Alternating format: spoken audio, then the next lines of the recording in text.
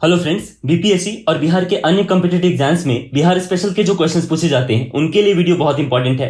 Bihar special के इस video में मैंने बिहार हिस्ट्री मतलब बिहार के इतिहास, प्राचीन काल, मध्यकाल और आधुनिक काल के बिहार के इतिहास के सारे इंपॉर्टेंट टॉपिक्स और इवेंट्स कवर किए हैं, तो काइंडली वीडियो के अंत तक जरूर बने रहेगा।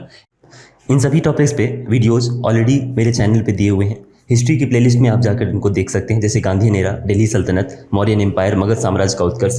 ये सारे वीडियोस बहुत इंपॉर्टेंट है, इनका लिंक मैं डिस्क्रिप्शन बॉक्स में दे रहा हूँ, वहां जाकर देख लीजिए। इस वीडियो में प्राचीन काल बिहार के इतिहास के टॉपिक्स जैसे कि प्राचीन इतिहास के अवशेष, महाजनपद काल, मगध साम्राज्य का उत्कर्ष, बौद्ध धर्म, जैन धर्म, मौर्य वंश, गुप्त वंश, पाल काल, मिथिला का कर्नाट वंश, मध्यकालीन बिहार के इतिहास में तुर्क शासन जो दिल्ली सल्तनत वाला है, चेरो राजवंश, भोजपुर के उज्जैन वंश का शासन, नुहानी वंश, अफगानों का शासन जो शेरशाह सूरी वाला है, मुगल साम्राज्य, सिख धर्म, सूफी धर्म, ईसाई धर्म और आधुनिक काल बिहार के इतिहास में बिहार में यूरोपीय व्यापारियों का आगमन, प्लासी का युद्ध, बक्सर का युद्ध, इलाहाबाद की संधि, दीवानी राइट्स, सन्यासी विद्रोह, बिहार में धर्म एवं समाज सुधार आंदोलन, मुंडा विद्रोह, बहाबी आंदोलन, 1857 की क्रांति, मुजफ्फरपुर बम कांड तथा अनुशीलन समिति, भारतीय राष्ट्रीय कांग्रेस का जो पटना और गया का अधिवेशन था, होम रूल आंदोलन और बिहार, चंपारण सत्याग्रह, खिलाफत आंदोलन, रॉलेट सत्याग्रह, असहयोग आंदोलन, बिहार और साइमन कमीशन, बिहार युवक संघ, बिहार में नमक सत्याग्रह और उसके नेतृत्वकर्ता जो थे, किसान आंदोलन, स्वामी सहजानंद सरस्वती, बिहार सोशलिस्ट पार्टी, बिहार विधानसभा चुनाव जो जनवरी 1937 ईस्वी का था,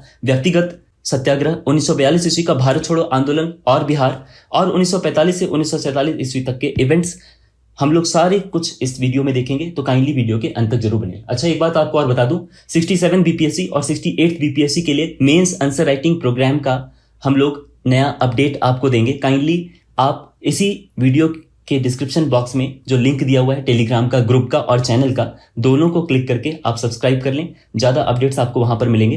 तो चलिए वीडियो को शुरू करते हैं। पहले हम प्राचीन कालीन बिहार का इतिहास देखेंगे, ठीक है।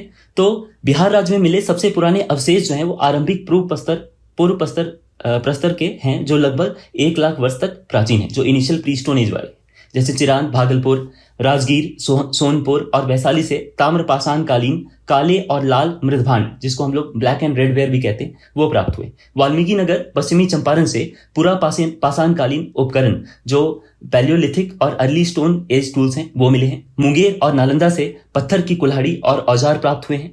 इससे आदि मानव की उपस्थिति का पता भी चलता है। और प्रागैतिहासिक कालीन का जो बिहार है उसमें मुंगेर से हम पूरा पाषाण काल जो पैलियोलिथिक एज और लघु पाषाण कालीन जो सामग्री है, माइक्रोलिथिक एज की सामग्री, वो प्राप्त हुई है हमें।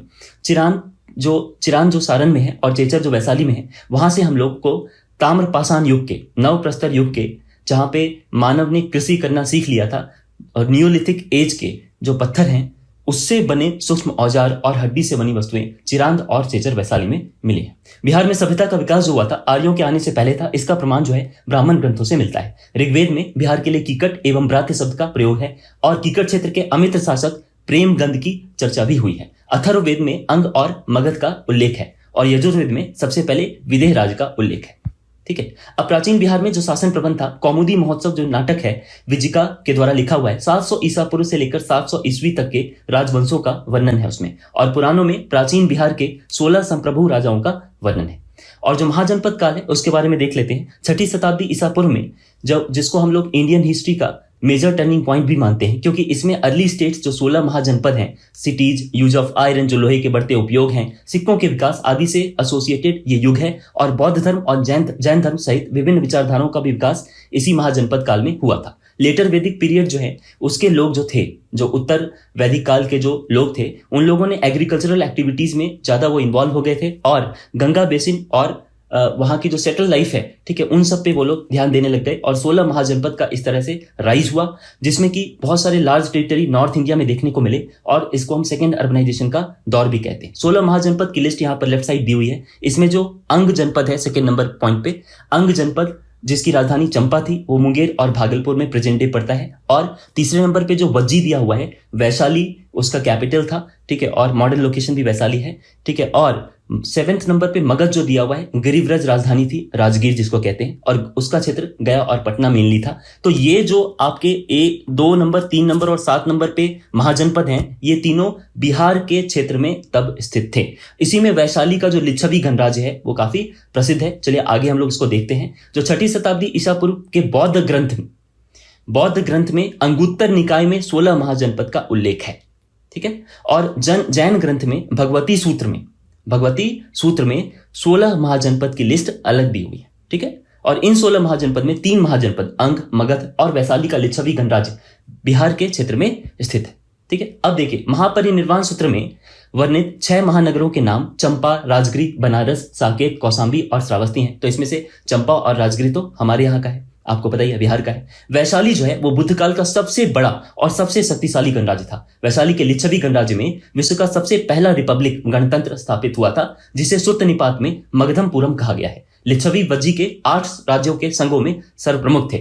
और 16 महाजनपद में हम लोग एक चीज और देखेंगे कि जो बुद्ध घोष की सुमंगल विलासिनी करके एक पुस्तक है, उसमें लिखा हुआ है कि वज्जी संघ में 8 न्यायालय, 8 कोर्ट थे। और बिहार के भागलपुर और मुंगेर के जिले अंग महाजनपद के अंतर्गत थे, जिसकी राजधानी चंपा, जिसको मालिनी भी कहते हैं, वो थी। और दीघ निकाय के अनुसार चंपा नगर निर्माण की जो योजना है, वो आर्किटेक्ट थे महागोविंद, उन्होंने की थी। और मगध के अंतर्गत पटना, नालंदा और गया जिलों के क्षेत्र थे। उसकी राजधानी जो थी वो थी गिरिव्रज अथवा राजगिरी, जो वर्तमान राजगीर है ना, वो राजगीर बहुत सुंदर जगह है, आप वहां जा सकते हैं, ठीक है। राजगीर में काफी कुछ है देखने के लिए। पुराणों के अनुसार मगध पर शासन करने वाला पहला राजवंश जो था वो बृहद्रथ वंश था। और इस वंश के पहले राजा बृहद्रथ का जो पुत्र था जरासंध था, उसने गिरिव्रज को अपनी राजधानी बनाई थी। गिरिव्रज मतलब राजगिरी। और महाभारत के वन पर्व में राजगिरी को जरासंध की राजधानी बताया गया है। ट्रेडर्स जो थे उस वक्त के, जो व्यापारी वर्ग थे, वो मगध और कौशल से तक्षशिला जाया करते थे, मथुरा होकर। ट्रांजिट पॉइंट जो था, ठीक है, वो उज्जैन और गुजरात जाने के लिए मथुरा ही था उस वक्त। और पंचमार्क कॉइन्स जो हैं, ठीक है, यानी कि सिक्के पर जो पंचमार्क कर दिए जाते हैं, वो पटना और पूर्णिया क्षेत्रों से प्राप्त हुए। याद रखेंगे, ये सब एग्जामिनेशन में आपके ऑब्जेक्टिव पॉइंट ऑफ व्यू से बहुत इंपॉर्टेंट है। बुद्धिज्म और जैनिज्म के अलावा आजीवक संप्रदाय भी था। और आजीवक संप्रदाय के जो फाउंडर थे, संस्थापक थे, वो थे मक्खली गोसाल। और आजीवक मगध साम्राज्य में बहुत प्रसिद्ध थे। और मौर्यन राजाओं ने आजीवक के जो मॉन्क्स थे, ठीक है, जो संत थे, उनको जो है सम्मान में गुफाएं जो है डोनेट की थी, ठीक है। अब देखते हैं मगध साम्राज्य का उत्कर्ष। देखिए, 6ठी और 4ठी शताब्दी ईसा पूर्व के बीच ना, जो मगध साम्राज्य है, जो प्रेजेंट डे बिहार में है, उसमें सबसे शक्तिशाली महाजनपद बन गया था। उस वक्त मगध साम्राज्य का जो विस्तार था शुरू में, वो वर्तमान दक्षिण बिहार के पटना और गया जिले में था। और उत्तर में उसके गंगा नदी थी, दक्षिण में विंध्य पर्वत था, पूर्व में चंपा नदी थी और पश्चिम में सोन नदी थी। और ऋग्वेद में कीकट यानी कि किराट यानी मगध नाम के प्रदेश का उल्लेख भी है। यानी ऋग्वेद में कीकट नाम से मगध का उल्लेख है। अब देखिए, मगध साम्राज्य का जो उत्कर्ष है ना, उसमें हम लोग सारे वंश देख लेते हैं। वंश को याद रखने के लिए ऐसे याद रख लें, बहसी नमोसु, बै से बृहदर्थ वंश, ह से हर्यक वंश, शी से शिशुनाग वंश, न से नंद वंश, मो से मौर्य वंश और सु से सुंग वंश। तो इन वंश के बारे में हम लोग देखेंगे। देखिए, बृहदर्थ वंश जो है, ठीक है, उसमें क्या है, महाभारत और पुराण के अनुसार मगध के पहले राजवंश बृहदर्थ वंश की जो राजधानी है वो राजगिरी थी, गिरिव्रज। और इसकी स्थापना जो की गई थी वो बृहद्रथ के द्वारा की गई थी। बृहद्रथ के जो बेटे थे, नाम था उनका जरासंध, उनको भीम ने मारा था। अब देखिए, हर्यक वंश 544 ईसा पूर्व से 412 ईसा पूर्व के बीच का है। इसको अगर आप याद रखना चाहते हैं तो हर्यक वंश में 3 वंश थे, ठीक है। वो कौन? 3 राजा थे, ठीक है, उसको ऐसे याद रख लिया आप। इसको पितृहंता वंश भी कहते हैं, क्योंकि इनके जो बेटे थे वो अपने पिताजी को मार दिया करते थे सिंहासन पर गद्दी हासिल करने के लिए। तो इसको बाऊ करके याद रखे, BAU। बी से बिंबिसार, ए से अजातशत्रु और यू से उदयन। तो बिंबिसार, अजातशत्रु और उदयन, ये 3 हर्यक वंश के 3 बहुत बड़े राजा थे। अब देखिए, मगध साम्राज्य का जो उत्कर्ष है उसमें बिंबिसार के पुत्र अजातशत्रु और अजातशत्रु का जो पुत्र उदयन था, इन सब ने अपने अपने फादर की हत्या की, और इसलिए इस वंश को पितृहंता वंश भी कहते हैं। अब बिंबिसार वंश को देख लेते हैं। हर्यक वंश का संस्थापक सबसे प्रतापी और ताकतवर राजा बिंबिसार था। और 544 ईसा पूर्व से 493 ईसा पूर्व तक उसका शासनकाल था। भगवान बुद्ध और भगवान महावीर का कंटेम्पररी मतलब समकालीन था। और राजगिरी में यानी गिरिव्रज में अपनी राजधानी बनाई थी। बिंबिसार भारतीय इतिहास में रेगुलर आर्मी और परमानेंट आर्मी यानी कि स्थायी सेना रखने वाला पहला नॉन शासक था। जैन साहित्य में बिंबिसार को श्रेणी कहा गया था। और भगवान बुद्ध का जो समकालीन था बिंबिसार, वो बौद्ध धर्म को ही मानता था। कौशल साम्राज्य की राजकुमारी कौशल देवी से बिंबिसार का विवाह हुआ था, जो प्रसेनजीत की बहन भी थी। और वज्जी संघ के वैशाली के लिच्छवी प्रमुख चेटक की पुत्री चेलना से भी बिंबिसार का विवाह हुआ था। मध्य देश जो पंजाब में है, उसकी राजकुमारी क्षेमा से भी इनका विवाह हुआ। महात्मा बुद्ध की सेवा में और बाद में अवंती के राजा चंड प्रद्योत महासेन को पीलिया रोग के समय बिंबिसार ने जीवक नामक राजवैद्य को इलाज के लिए भेजा था। और बिंबिसार ने ही ब्रह्मदत्त को हराकर अंग प्रदेश को जीत लिया और मगध साम्राज्य का अंग बना लिया। मगध साम्राज्य का अंतिम विस्तार कलिंग विजय के रूप में था और इसकी शुरुआत अंग विजय से ही हुई थी। विनय पिटक में लिखा है कि बिंबिसार ने वेणुवन गार्डन में बौद्ध संघ को दे दिया। वेणुवन गार्डन जो है वो बौद्ध संघ को दे दिया बिंबिसार ने। और दीघ निकाय में लिखा है कि बिंबिसार ने चंपा के ब्राह्मण को वहां की सारी इनकम दान में दे दी। अजातशत्रु की बात करते हैं। अब अजातशत्रु ने अपने पिता बिंबिसार की हत्या करके मगध साम्राज्य का शासक बन गया। पहला बुद्धिस्ट काउंसिल यानी पहली बौद्ध संगीति राजगृह में हुई। महाकश्यप जहां अध्यक्ष थे, विनय पिटक और सुत्त पिटक जहां लिखा गया था, कंपाइल किया गया था, लेकिन ये अजातशत्रु के शासनकाल के दौरान ही प्रथम बौद्ध संगीति राजगृह में हुई। तो याद रखेंगे, एग्जाम में कई बार आ जाता है। बुद्ध की शिक्षाओं को सुत्त पिटक और विनय पिटक में बांटा गया था। काशी और वज्जी के साथ 16 साल तक संघर्ष भी चला अजातशत्रु का, और इन्हें भी मगध साम्राज्य का अंग बना लिया गया। कोसल के शासक प्रसेनजीत ने अपनी बेटी वाजिरा की शादी मगध के शासक अजातशत्रु से करा दी, फिर काशी पर उसका अधिकार स्वीकार कर लिया, यानी अजातशत्रु का काशी पर भी अधिकार हो गया। अब विजय के कारण क्या थे? देखिए, कहते हैं कि उनके पास 2 ऐसी वार मशीन थी। एक तो महाशिला कंटक थी जो पत्थर फेंकने वाली वार मशीन थी, और दूसरा रथ मुसल था जो रथ में लगा हुआ गदा जिससे कई सैनिकों को एक साथ मारा जा सकता था। अब उदयन की बात करते हैं, बहुत इंपॉर्टेंट है, एग्जाम में आ जाता है कि पाटलिपुत्र में राजधानी किसने पहली बार बनाई। तो देखिए, उदयन जो है उनका शासनकाल 461 ईसा पूर्व तक 445 ईसा पूर्व तक था। उसने अपने पिता की हत्या करके यानी अजातशत्रु की हत्या करके मगध की गद्दी पर बैठ गया।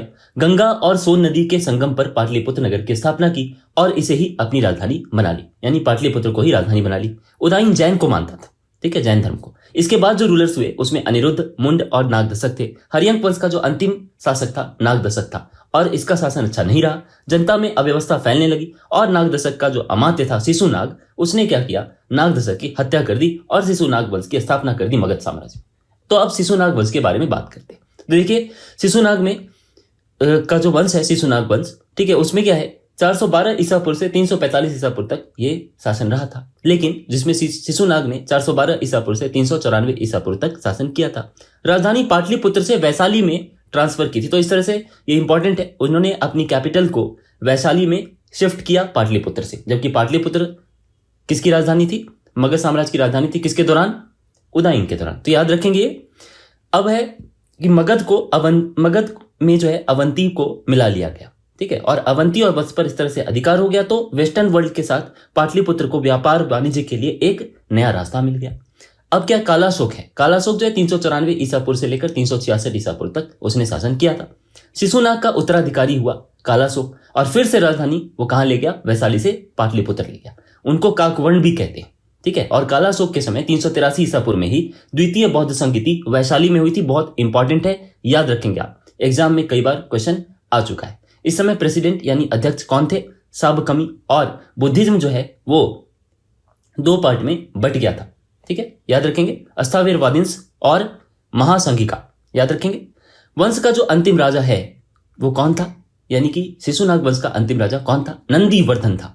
इसके बाद नंद वंश की स्थापना हुई। तो नंद वंश की स्थापना किसने की है, महापद्म नंद ने की है, वही उसका संस्थापक था। और नंद क्षत्रिय डायनेस्टी कहलाती है ये क्षत्रिय वर्ग की डायनेस्टी नहीं थी, ये उनका वंश नहीं था, क्षत्रिय का वंश नहीं था। नंद वंश का जो शासन है वो 345 ईसा पूर्व से 322 ईसा पूर्व तक चला है। और उग्रसेन, कली का अंश, दूसरे परशुराम का अवतार, सभी क्षत्रियों का नाश करने वाला, ये सब कुछ किसको कहा गया है, महापद्म नंद को ही कहा गया है। 345 ईसा पूर्व से 329 ईसा पूर्व तक इसका शासनकाल था। और उसने जो है खुद को एक राट की उपाधि उसने खुद ही ग्रहण कर ली थी। एक छत्र शासन की उसने स्थापना की थी। सबसे पहली बार कलिंग विजय किया और कलिंग में एक नहर का निर्माण भी कराया। देखिए, खारवेल के हाथी गुम्फा अभिलेख में इसका उल्लेख हुआ है, जिनसे इनकी जैन प्रतिमा उठाकर वो ले आया था। ये इंपॉर्टेंट है, एग्जाम में कई बार आता है। जो ग्रामेरियन है व्याकरणाचार्य पाणिनि, वो महापद्म नंद के फ्रेंड थे, ठीक है, दोस्त थे। वर्ष, उपवर्ष, वररुचि, कात्यायन, ये सभी विद्वान जो है ना, वो नंद काल के समय उनका जन्म हुआ था। कल्पक की सहायता से महापद्म नंद ने क्षत्रियों का विनाश कर दिया था। इंपॉर्टेंट है, ये याद रखेंगे। महापद्म नंद नंद वंश का संस्थापक था। उग्रसेन, कलिकांस, ये सारा इंफॉर्मेशन मैंने अभी आपको दे ही दिया है। और अब है घनानंद। देखिए, ये जो धनानंद है ना, धनानंद ने पब्लिक पर बहुत से टैक्स लगा दिए थे। भद्रसाल उनका सेनापति था और 329 ईसा पूर्व से 322 ईसा पूर्व तक उसका शासन चला था, ठीक है। और धनानंद के जैन अमात्य, शक्टाल और स्थूलभद्र थे, याद रखेंगे। देखिए, धनानंद में क्या है, हमें यह ध्यान रखना है कि अलेक्जेंडर यानी सिकंदर ने उसी वक्त भारत विजय का अभियान 326 ईसा पूर्व में शुरू किया था और भारत पर सिकंदर ने आक्रमण कर दिया था। किसके समय? धनानंद के शासनकाल के समय। तो पुरु का राजा था उस वक्त पोरस। उन्होंने सिकंदर के साथ युद्ध शुरू किया झेलम नदी के किनारे, और सिकंदर का जो मिलिट्री कमांडर था सेल्यूकस निकेटर, वहां से वो लोग सभी वापस लौट गए क्योंकि सेना ने ही आगे बढ़ने से मना कर दिया। 325 ईसा पूर्व में सिकंदर जो है ब्यास नदी तट से वापस लौट गया था। ठीक है, अब देखिए धनानंद के बारे में, सिकंदर के बारे में विसेंट स्मिथ जो है इतिहासकार, हिस्ट्रियन, उन्होंने कहा है कि सिकंदर आंधी की तरह आया और वापस चला गया, परंतु भारत जो है वो अपरिवर्तित रहा, भारत पर कोई इसका बदलाव नहीं हुआ। सिकंदर के बारे में थोड़ा देख लेते हैं, एग्जाम में कई बार आ जाता है। 356 ईसा पूर्व में उसका जन्म हुआ था। उसके पिता फिलिप थे, 359 ईसा पूर्व में मकदुनिया के शासक बने थे, जिसकी हत्या 329 ईसा पूर्व में कर दी गई थी। सिकंदर जो है अरस्तु का शिष्य था। सिकंदर की मृत्यु 33 वर्ष की अवस्था में ही हो गई। कहां? 323 ईसा पूर्व में बेबीलोन प्रेजेंट इराक है, वो मेसोपोटामिया तब कहलाता था, वहां हुई थी उसकी मृत्यु। सिकंदर का जो नेवी कमांडर था नाम था निर्याकस। सिकंदर का जो प्रिय घोड़ा था उसका नाम था बहुकेफला, जिसके नाम पर झेलम नदी के तट पर बहुकेफला नाम का नगर भी बसाया गया था। अब देखिए धनानंद ने चाणक्य को अपमानित किया था। चाणक्य का दूसरा नाम विष्णुगुप्त भी है। ठीक है, और चंद्रगुप्त मौर्य की सहायता से चाणक्य ने क्या किया? धनानंद को गद्दी से हटाकर मौर्य वंश की स्थापना कर दी। अब देखिए भगवान बुद्ध के बारे में देख लेते हैं, इंपॉर्टेंट है, एग्जाम में कई बार क्वेश्चन आता है। गौतम बुद्ध का जन्म 563 ईसा पूर्व में साक्य गणराज्य की तत्कालीन राजधानी कपिलवस्तु के निकट लुम्बिनी नेपाल में हुआ था। उनके बचपन का नाम सिद्धार्थ था और उनके जन्म का प्रतीक कमल और सांड है। बुद्ध के जन्म स्थान का वर्णन अशोक के रुमिनदेही स्तंभ अभिलेख में हुआ है। उनके पिता सुधोधन कपिलवस्तु के शासक थे और माता महामाया कौशल राज्य की राजकुमारी थी। जन्म के 7 दिन बाद ही उनकी मां का देहांत हो गया था, तो उनकी मौसी प्रजापति गौतमी ने उनका लालन पालन किया। शाक्य वंश में जन्मे सिद्धार्थ का 16 वर्ष की उम्र में दंडपानी शाक्य की कन्या यशोधरा के साथ विवाह हो गया और उनका एक पुत्र हुआ, नाम था उनका राहुल। और 29 साल की अवस्था में सिद्धार्थ यानी कि गौतम बुद्ध ने घर त्याग कर दिया, और गृह त्याग को महाभिनिष्क्रमण कहते हैं। तो 29 साल की अवस्था में ऐसा उन्होंने किया है, 29 ईयर्स की अवस्था में। और इसका प्रतीक जो है महाभिनिष्क्रमण का घोड़ा है। बुद्ध के घोड़े का नाम कंतका और सारथी का नाम चन्ना था।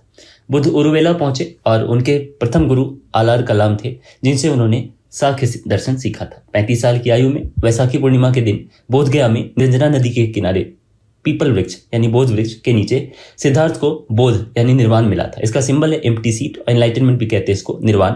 गौतम बुद्ध ने सर्वप्रथम धर्म का उपदेश यानी फर्स्ट सरमन काशी के पास सारनाथ में दिया, और इसे धर्म चक्र प्रवर्तन या turning of the wheel of dharma कहते हैं, और इसका सिंबल व्हील है।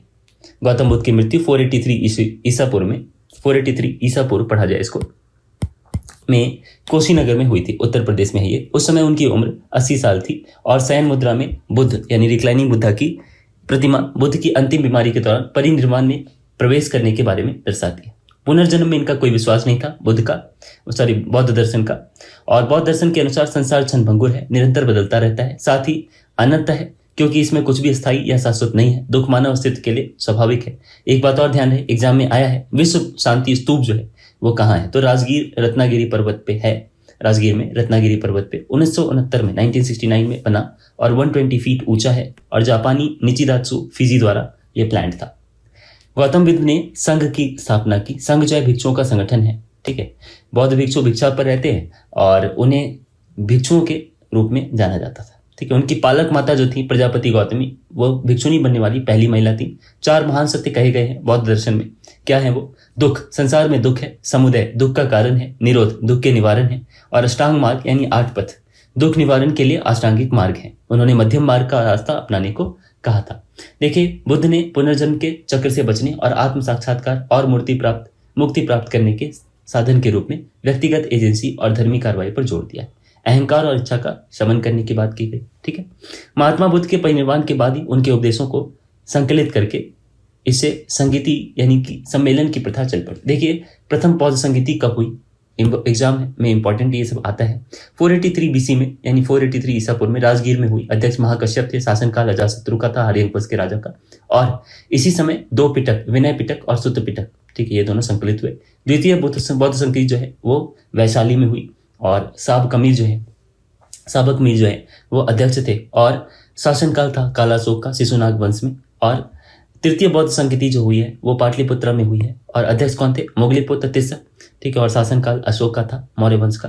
और तीसरा पिटक जो अभिधम पिटक है इसी में जोड़ा गया है। चतुर्थ बौद्ध संगति जो है वो कुंडलबन कश्मीर में हुई है 1st सेंचुरी एडी में, पहली शताब्दी में। अध्यक्ष कौन थे? वसुमित्र थे। और उपाध्यक्ष कौन? अशोकोस। शासनकाल कनिष्का था, कुषाण वंश के राजा का। और इस वक्त हीनयान और महायान 2 संप्रदाय में बौद्ध धर्म बट गया।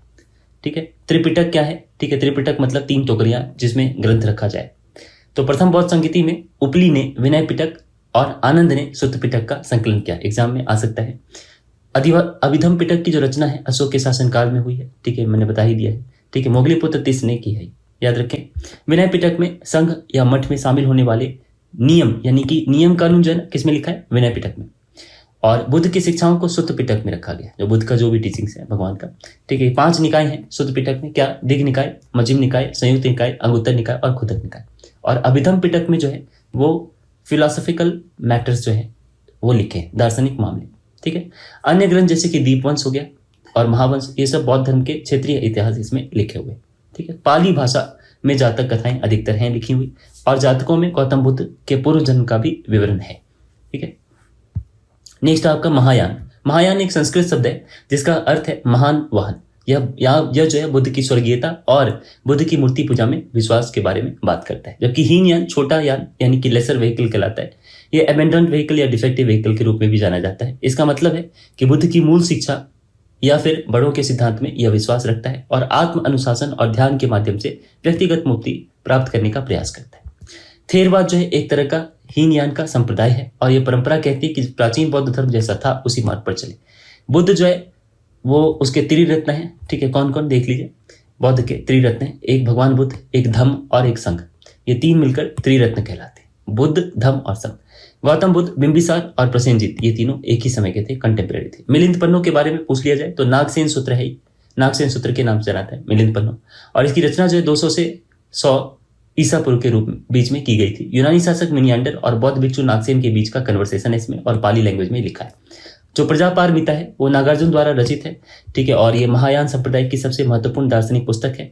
देखिए जो वीडियोस है ना बौद्ध धर्म पे, जैन धर्म पे और मौर्य वंश पे या फिर मगध साम्राज्य के उत्कर्ष के बारे में, महाजनपदों के बारे में, इन सब पे वीडियोस ऑलरेडी मेरे चैनल पे हैं। हिस्ट्री के सारे प्लेलिस्ट में आप जाकर सारे वीडियोस वॉच कर सकते हैं। ठीक है, आप वहां पर कंप्लीट डिस्क्रिप्शन पाएंगे जिसमें इंडिया का भी डिस्क्रिप्शन लिखा होगा। ठीक है, जो प्रज्ञापारमिता जो है, ठीक है, उसमें प्रज्ञा यानी कि शून्यवाद की प्राप्ति पर बल दिया गया है। भगवान बुद्ध का एक बड़ा रिक्लाइनिंग प्रतिमा, ठीक है, 100 फीट लंबी और 30 फीट ऊंची, ठीक है, स्थापित की जानी कहाँ पे? बुद्ध इंटरनेशनल वेलफेयर मिशन के परिसर में।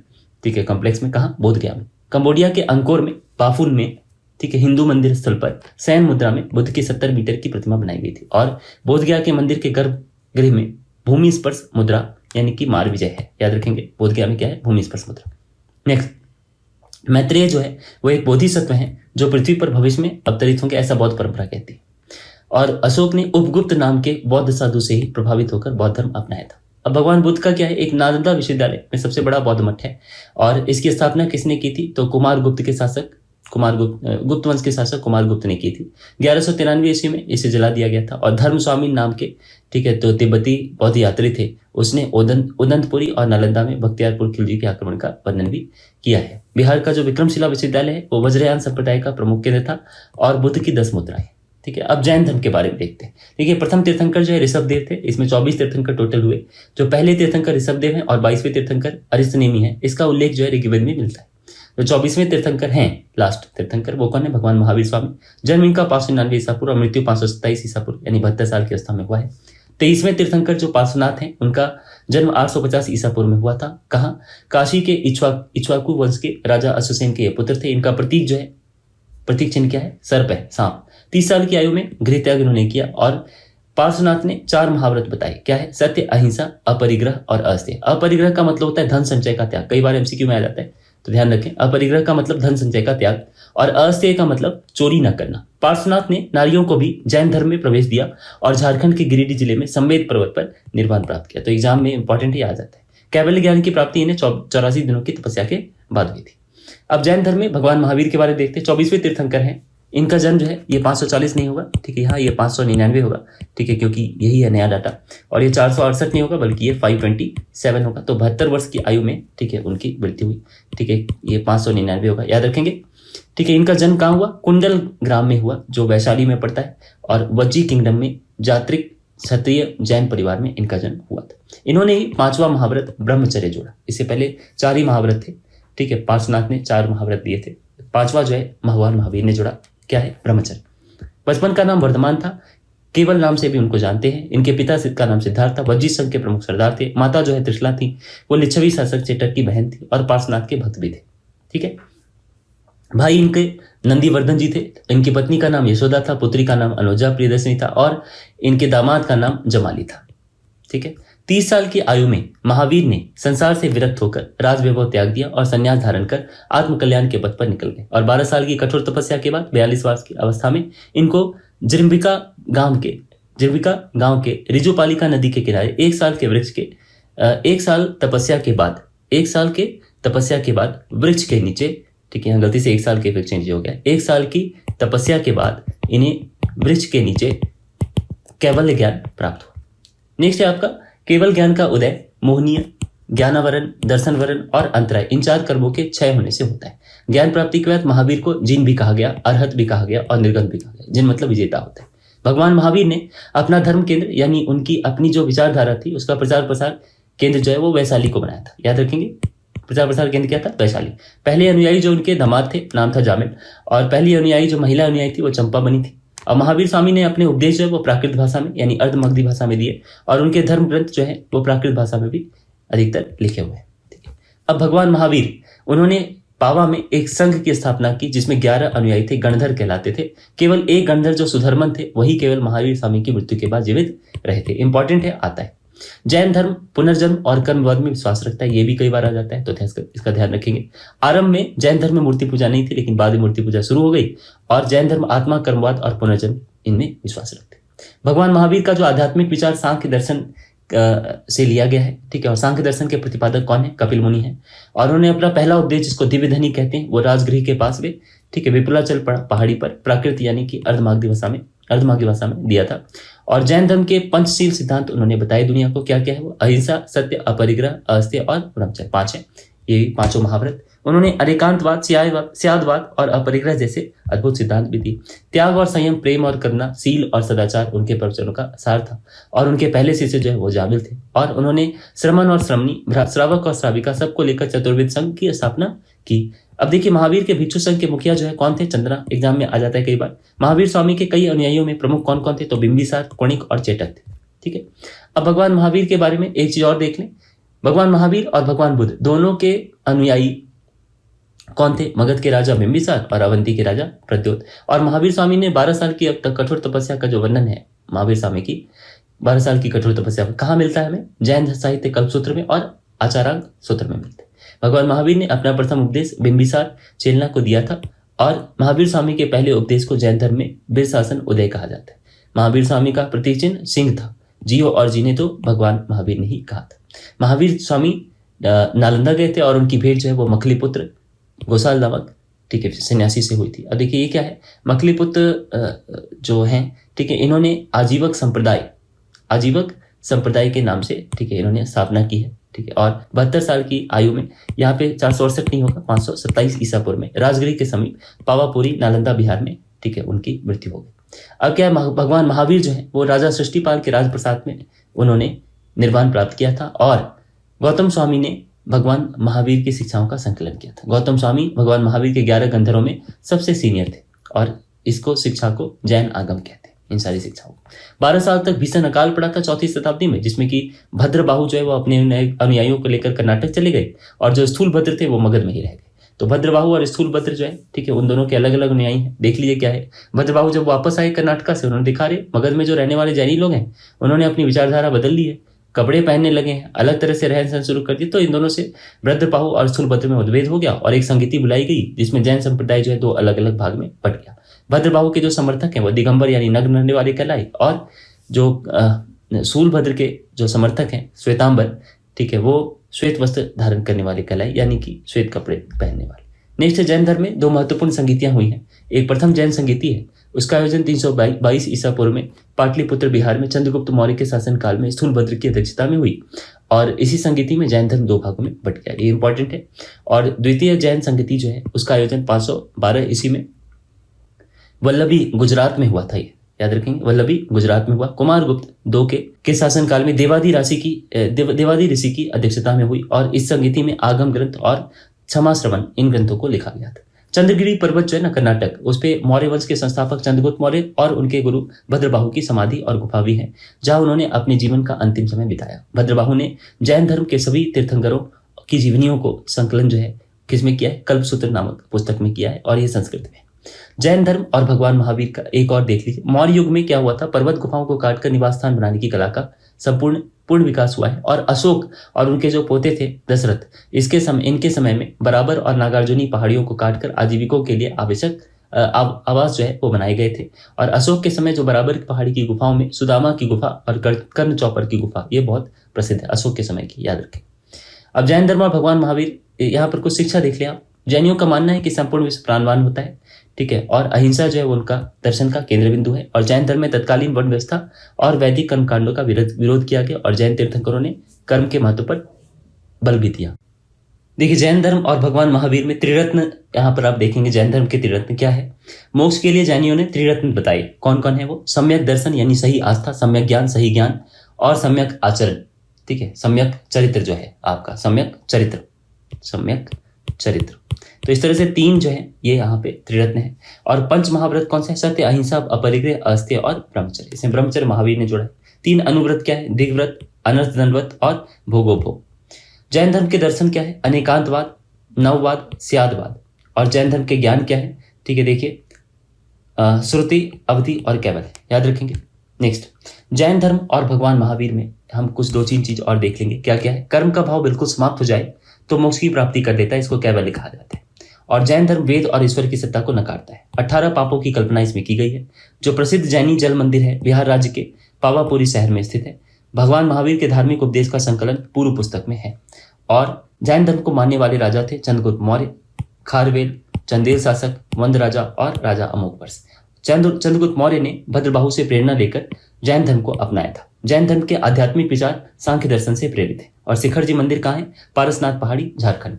बुद्धिज्म और जैनिज्म के अलावा आजीवक संप्रदाय भी, ठीक है, उस वक्त आए। और मखली गोसाल जो है, ठीक है, वो उसके फाउंडर थे, संस्थापक। आजीवक जो है वो मगध साम्राज्य में बहुत प्रसिद्ध हुए थे। और मौर्यन किंग्स ने तो आजीवक मॉन्क्स को सम्मान में केव्स यानी गुफाएं डोनेट की थी। अब मौर्यन वंश के बारे में देखते हैं। देखिए, मौर्यन डायनेस्टी जो है ना बहुत इंपॉर्टेंट है, आपको ध्यान से देखना है इसको। सुदामा की गुफा और कर्ण चौपर नाम की गुफा जो है सब बहुत ही प्रसिद्ध है अशोक के समय में। और जो अभिलेख हैं अशोक के वो कुमरार, वैशाली, लौरिया, नंदनगढ़ और रामपुरवा से प्राप्त हुए।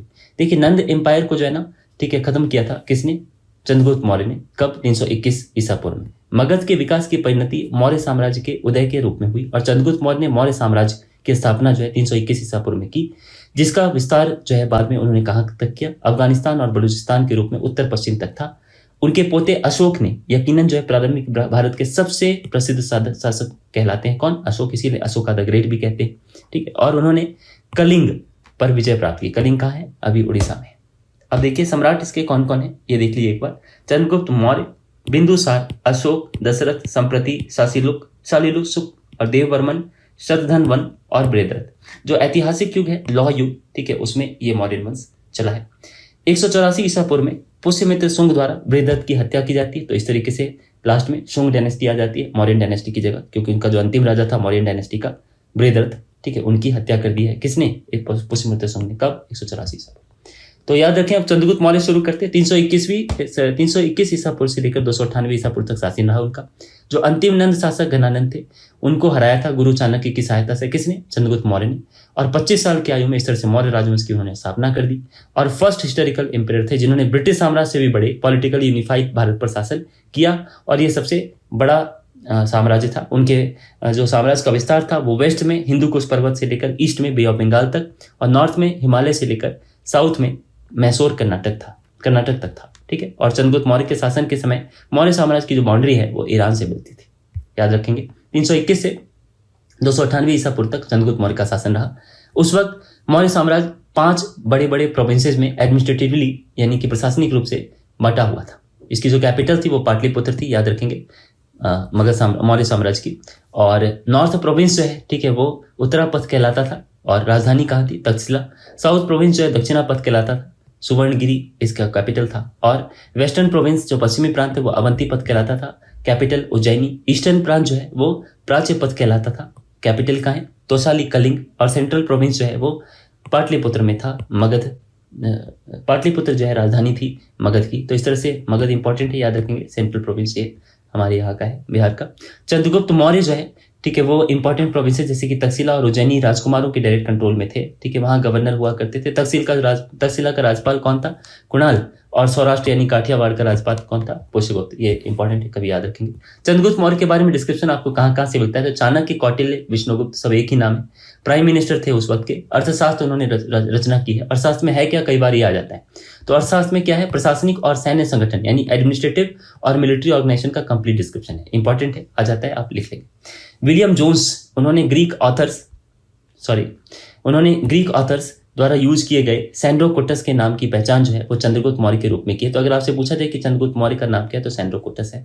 और प्लूटार्क जो है और एरियन, ये दोनों जो है ग्रीक फिलोसफर्स थे, ठीक है, उन्होंने चंद्रगुप्त मौर्य को क्या कहा है? एंड्रोकोटस। याद रखेंगे।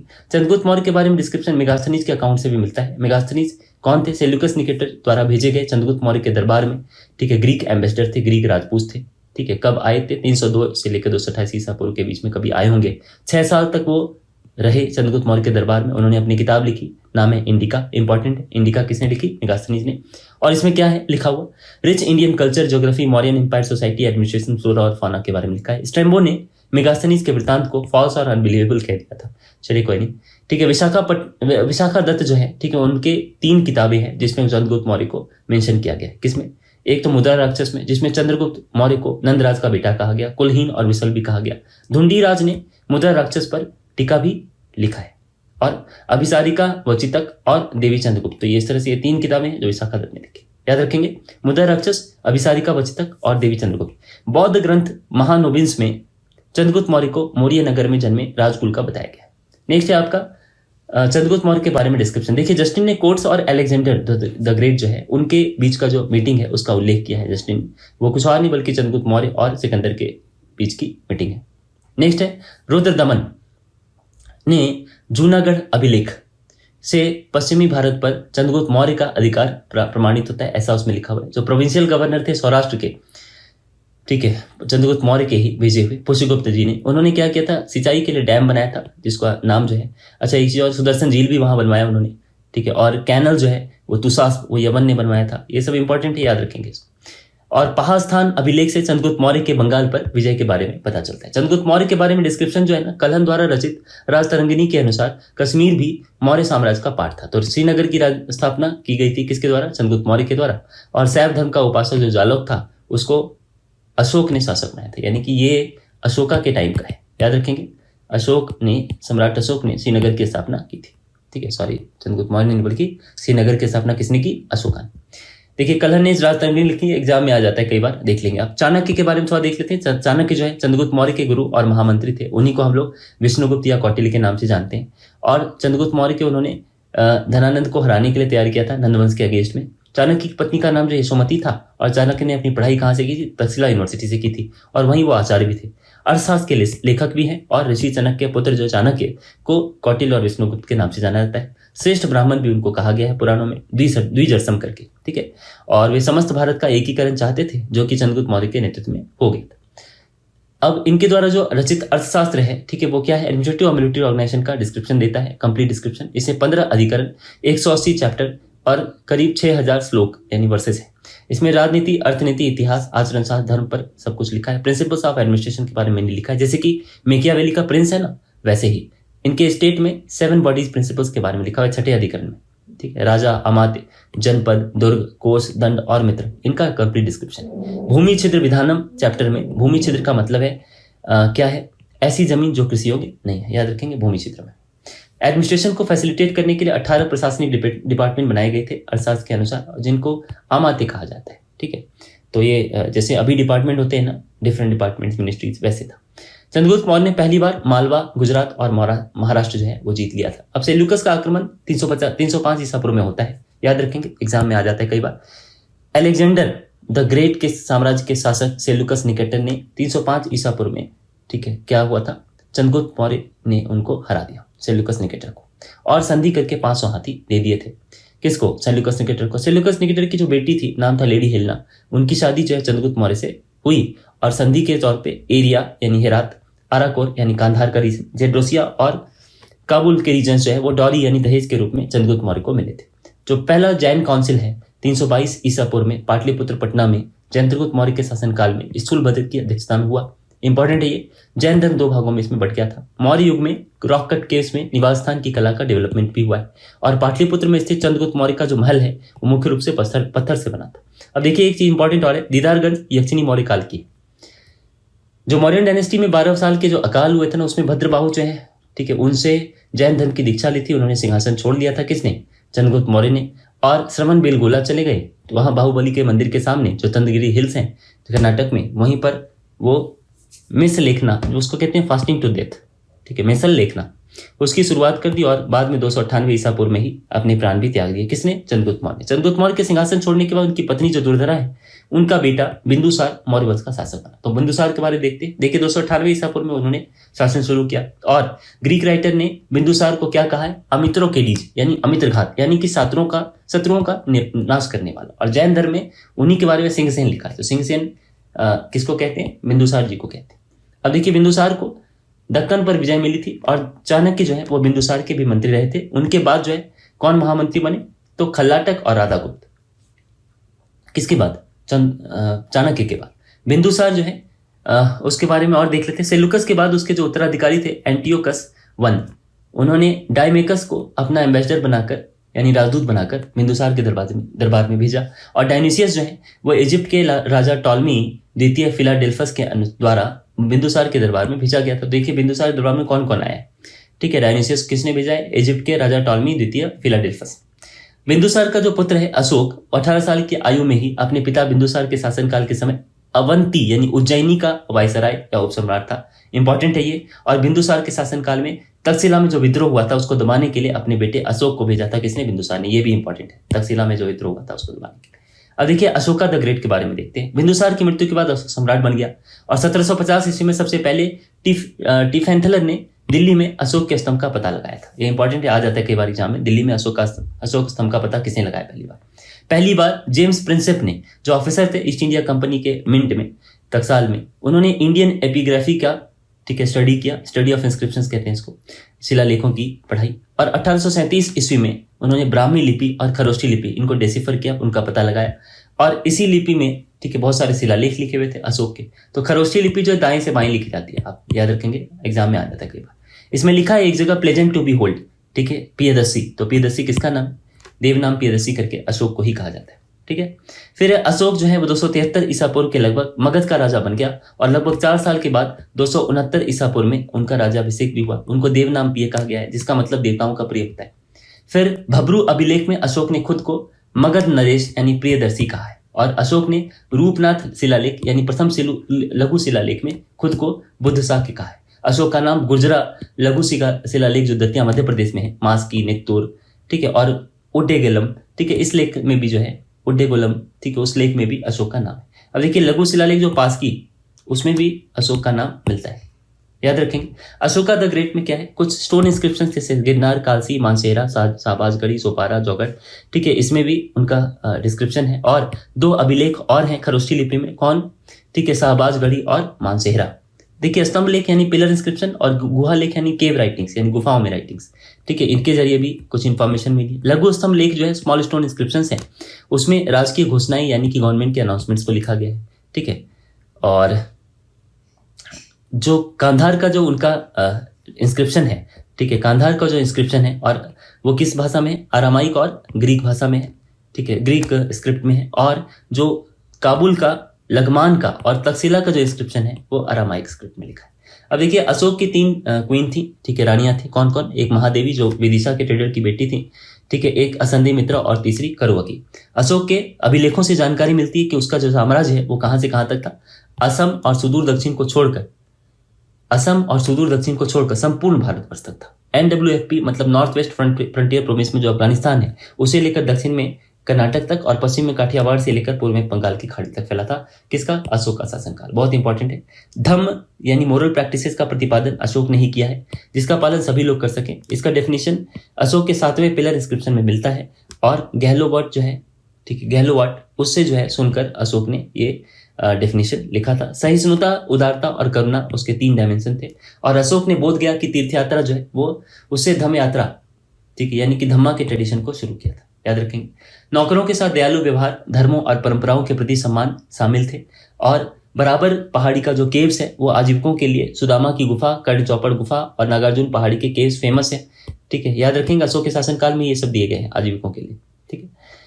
अशोक के शासन में पाटलिपुत्र में बौद्ध धर्म की तृतीय संगीति भी हुई है, जिसके अध्यक्ष कौन है? मुगलिपुत्र तीसरा। आ जाता है एग्जाम में।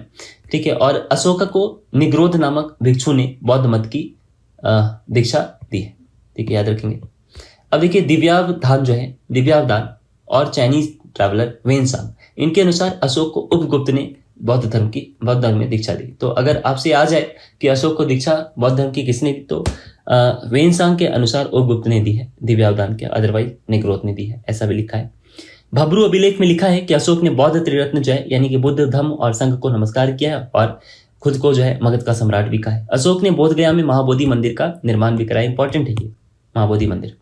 नेक्स्ट है, मौर्य शासकों में अशोक और उसका पोता दशरथ बौद्ध धर्म के अनुयायी थे और बौद्ध धर्म अपनाने के बाद अशोक ने शिकार और बाकी यात्राओं को रोक दिया था। धम्म यात्राएं जो शुरू की गई थी, सभी ऑफिसर को हर 5 साल पर धम्म यात्रा जाने का ऑर्डर दे दिया गया था। और कौशाम्बी और प्रयाग के जो पिलर्स हैं, ठीक है, वो रानी का अभिलेख कहलाते हैं। अशोक की रानी कारुवाकी जो थी उनकी तीसरी रानी, उनके द्वारा दान किए जाने के बारे में इसमें लिखा हुआ है। अब देखिए, 7th पिलर इंस्क्रिप्शन में लिखा है कि अशोका द्वारा जनता को जो दिए गए धर्म संदेश, उसका नाम धर्म श्रवण है। और 10 साल के बाद 8वें शिलालेख बोधगया से स्तूप का निर्माण किया राजा बनने के बाद। किसने? राजा अशोक ने। 13वें वर्ष में अशोक ने धम्म महामात्र नाम के अधिकारी को अपॉइंट किया और अशोक ने महेंद्र जो उनके बेटे थे और बेटी संघमित्रा, इनको श्रीलंका भेज दिया बौद्ध धर्म के प्रचार के लिए। अब देखिए, 5वें शिलालेख में लिखा है कि 20 साल के बाद जब वो रुमिनदेई गए तो वहां पूजा की। और रुमिनदेई में अशोक के जो इंस्क्रिप्शन है वो किसके बारे में बात करते हैं? इकोनॉमी, यानी कि गलती से एक एक्स्ट्रा हो गया, इकोनॉमी मतलब अर्थव्यवस्था के बारे में रुमिनदेई अभिलेख लिखा है, जबकि बाकी जो उनके अभिलेख है वो एडमिनिस्ट्रेशन के बारे में बात करते हैं। हिस्ट्रियन जो विंसेंट आर्थर स्मिथ है, उनके बुक जो है नाम है इंडियन लीजेंड ऑफ अशोका, उसमें एविडेंस के बेसिस पर उपगुप्त के साथ अशोक की धम्म यात्राओं का विवरण है। याद रखें। तो 10वें साल में बोधगया गए वो और 20वें साल में लुम्बिनी। आ जाता है एग्जाम। बुद्ध की जो जन्मभूमि है लुम्बिनी गांव, उसका भोग कर जो था, यानी कि टैक्स जो था, उसको एग्जेम्प्ट कर दिया गया। रेवेन्यू टैक्स भी घटा के 1/6 से 1/8 कर दिया अशोका के समय। कालसी, गिरनार और मेरठ के जो इंस्क्रिप्शन है ब्राह्मी लिपि में लिखे हैं और फर्स्ट शिलालेख में पशु बलि निषेध के बारे में लिखा हुआ है। अब देखिए, कलिंग वार बहुत इंपॉर्टेंट है, 261 ईसा पूर्व में हुआ था, एग्जाम में आ जाता है कई बार। और इंपॉर्टेंट किंगडम इसीलिए था ये कलिंग, क्योंकि ये साउथ ईस्ट एशिया से इंडिया के ट्रेड के रूट को कंट्रोल करता था। तो अशोका का ध्यान उस पर चला गया। हाथी और हाथी दांत के लिए एरिया बहुत फेमस था। प्लिनी के अनुसार अशोक ने इसे कैप्चर करना चाहा और अशोक के शासनकाल में धौली के पास, धौली का है, उड़ीसा में है, कलिंग युद्ध हुआ और कलिंग के राजा अनंत पद्मनाभ को अशोक ने हरा दिया। ठीक है, इसमें बहुत ज्यादा क्रुएल्टी से अशोक ने लड़ाई में देखा कि बहुत सारे लोगों को, ठीक, बहुत सारे लोग नहीं बचे, ठीक है, सभी मर गए। तो अशोक ने जो है 13वें शिलालेख में, यानी 30th इंस्क्रिप्शन में कलिंग युद्ध के एविडेंस के बारे में लिखा है। अर्थशास्त्र में गुप्तचरों को जो है, ठीक है, यानी जो स्पाई होते हैं उनको गूढ़ पुरुष कहा जाता है। और संस्था जो है स्पाई ऐसी संस्था है, संस्था का मतलब भी स्पाई है, संस्था का मतलब ऐसे स्पाई जो एक ही स्थान पर रहते हैं, और संचरा का मतलब ऐसे स्पाई जो ट्रैवल करते हैं। देखिए, कलिंग युद्ध तो हो गया। अब देख, मौर्य साम्राज्य की जो राजकीय मुद्रा है, ठीक है, वो सिल्वर थी, ठीक है, और जिसे पण यानी वेट 3/4 तोला जो है, ठीक है, होता था, वो कहते उसको। सीता क्या था? गवर्नमेंट लैंड भूमि को सीता कहते थे। और उत्पादन कार्य के लिए सीताध्यक्ष नाम के ऑफिसर को अपॉइंट किया जाता था। सिंचाई पर टैक्स लिया जाता था, जिसे उदाय भाग कहते थे। ठीक है, अब मेगास्थनीज के बारे में बता ही दिया मैंने आपको। मेगास्थनीज कौन थे? सेल्यूकस निकेटर द्वारा चंद्रगुप्त मौर्य के दरबार में भेजा गया यूनानी राजदूत था। और पटना यानी पाटलिपुत्र में के पास में एक बुलंदी बाग करके जगह है, वहां पाटलिपुत्र का प्राचीन स्थान, नगर के परकोटे के अवशेष और कुमराद जो राजा प्रसाद के अवशेष जो है, ठीक है, उसमें स्पूनर महोदय के एफर्ट से, ठीक है, की गई खुदाई से मौर्य काल के लकड़ी के विशाल भवनों के रिमेन्स भी मिले। पटना के दीदारगंज से मौर्यकालीन भारत का first 3D female statue Didarganj यक्षिणी मिली है। बहुत इंपॉर्टेंट है, याद रखेंगे इसको, एग्जाम में आ जाता है। सारनाथ स्तंभ जो है वो अशोक ने ही बनवाया था, नेशनल सिंबल है इंडिया का।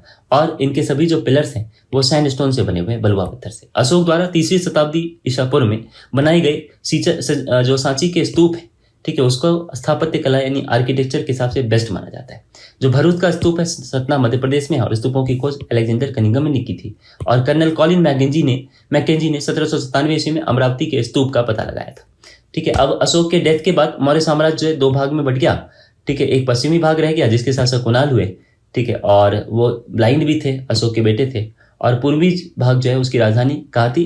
ठीक है, पाटलिपुत्रा में थी। और उसके शासक कौन थे? दशरथ, जो अशोक के पोते थे। इसमें बढ़ गया। तो मगध का प्रशासन जो है वो दशरथ के हाथ में था। और दशरथ ने किस गुफा को अपने अभिषेक वर्ष में बनवाया था? अगर ऐसा आ जाए तो आप लिखेंगे गोपिका को बनाया था। संप्रति मौर्य जो है जैन अशोक ने दशरथ के डेथ के बाद शासन संभाला। और ये संप्रति मौर्य का क्या है? उन्होंने जैन मुनि सुहास्तिन के प्रभाव में आकर जैन धर्म स्वीकार कर लिया। गोपिका केव्स को आजीविकों को दान में इन्होंने दे दी और लोमस ऋषि को, याद रखेंगे।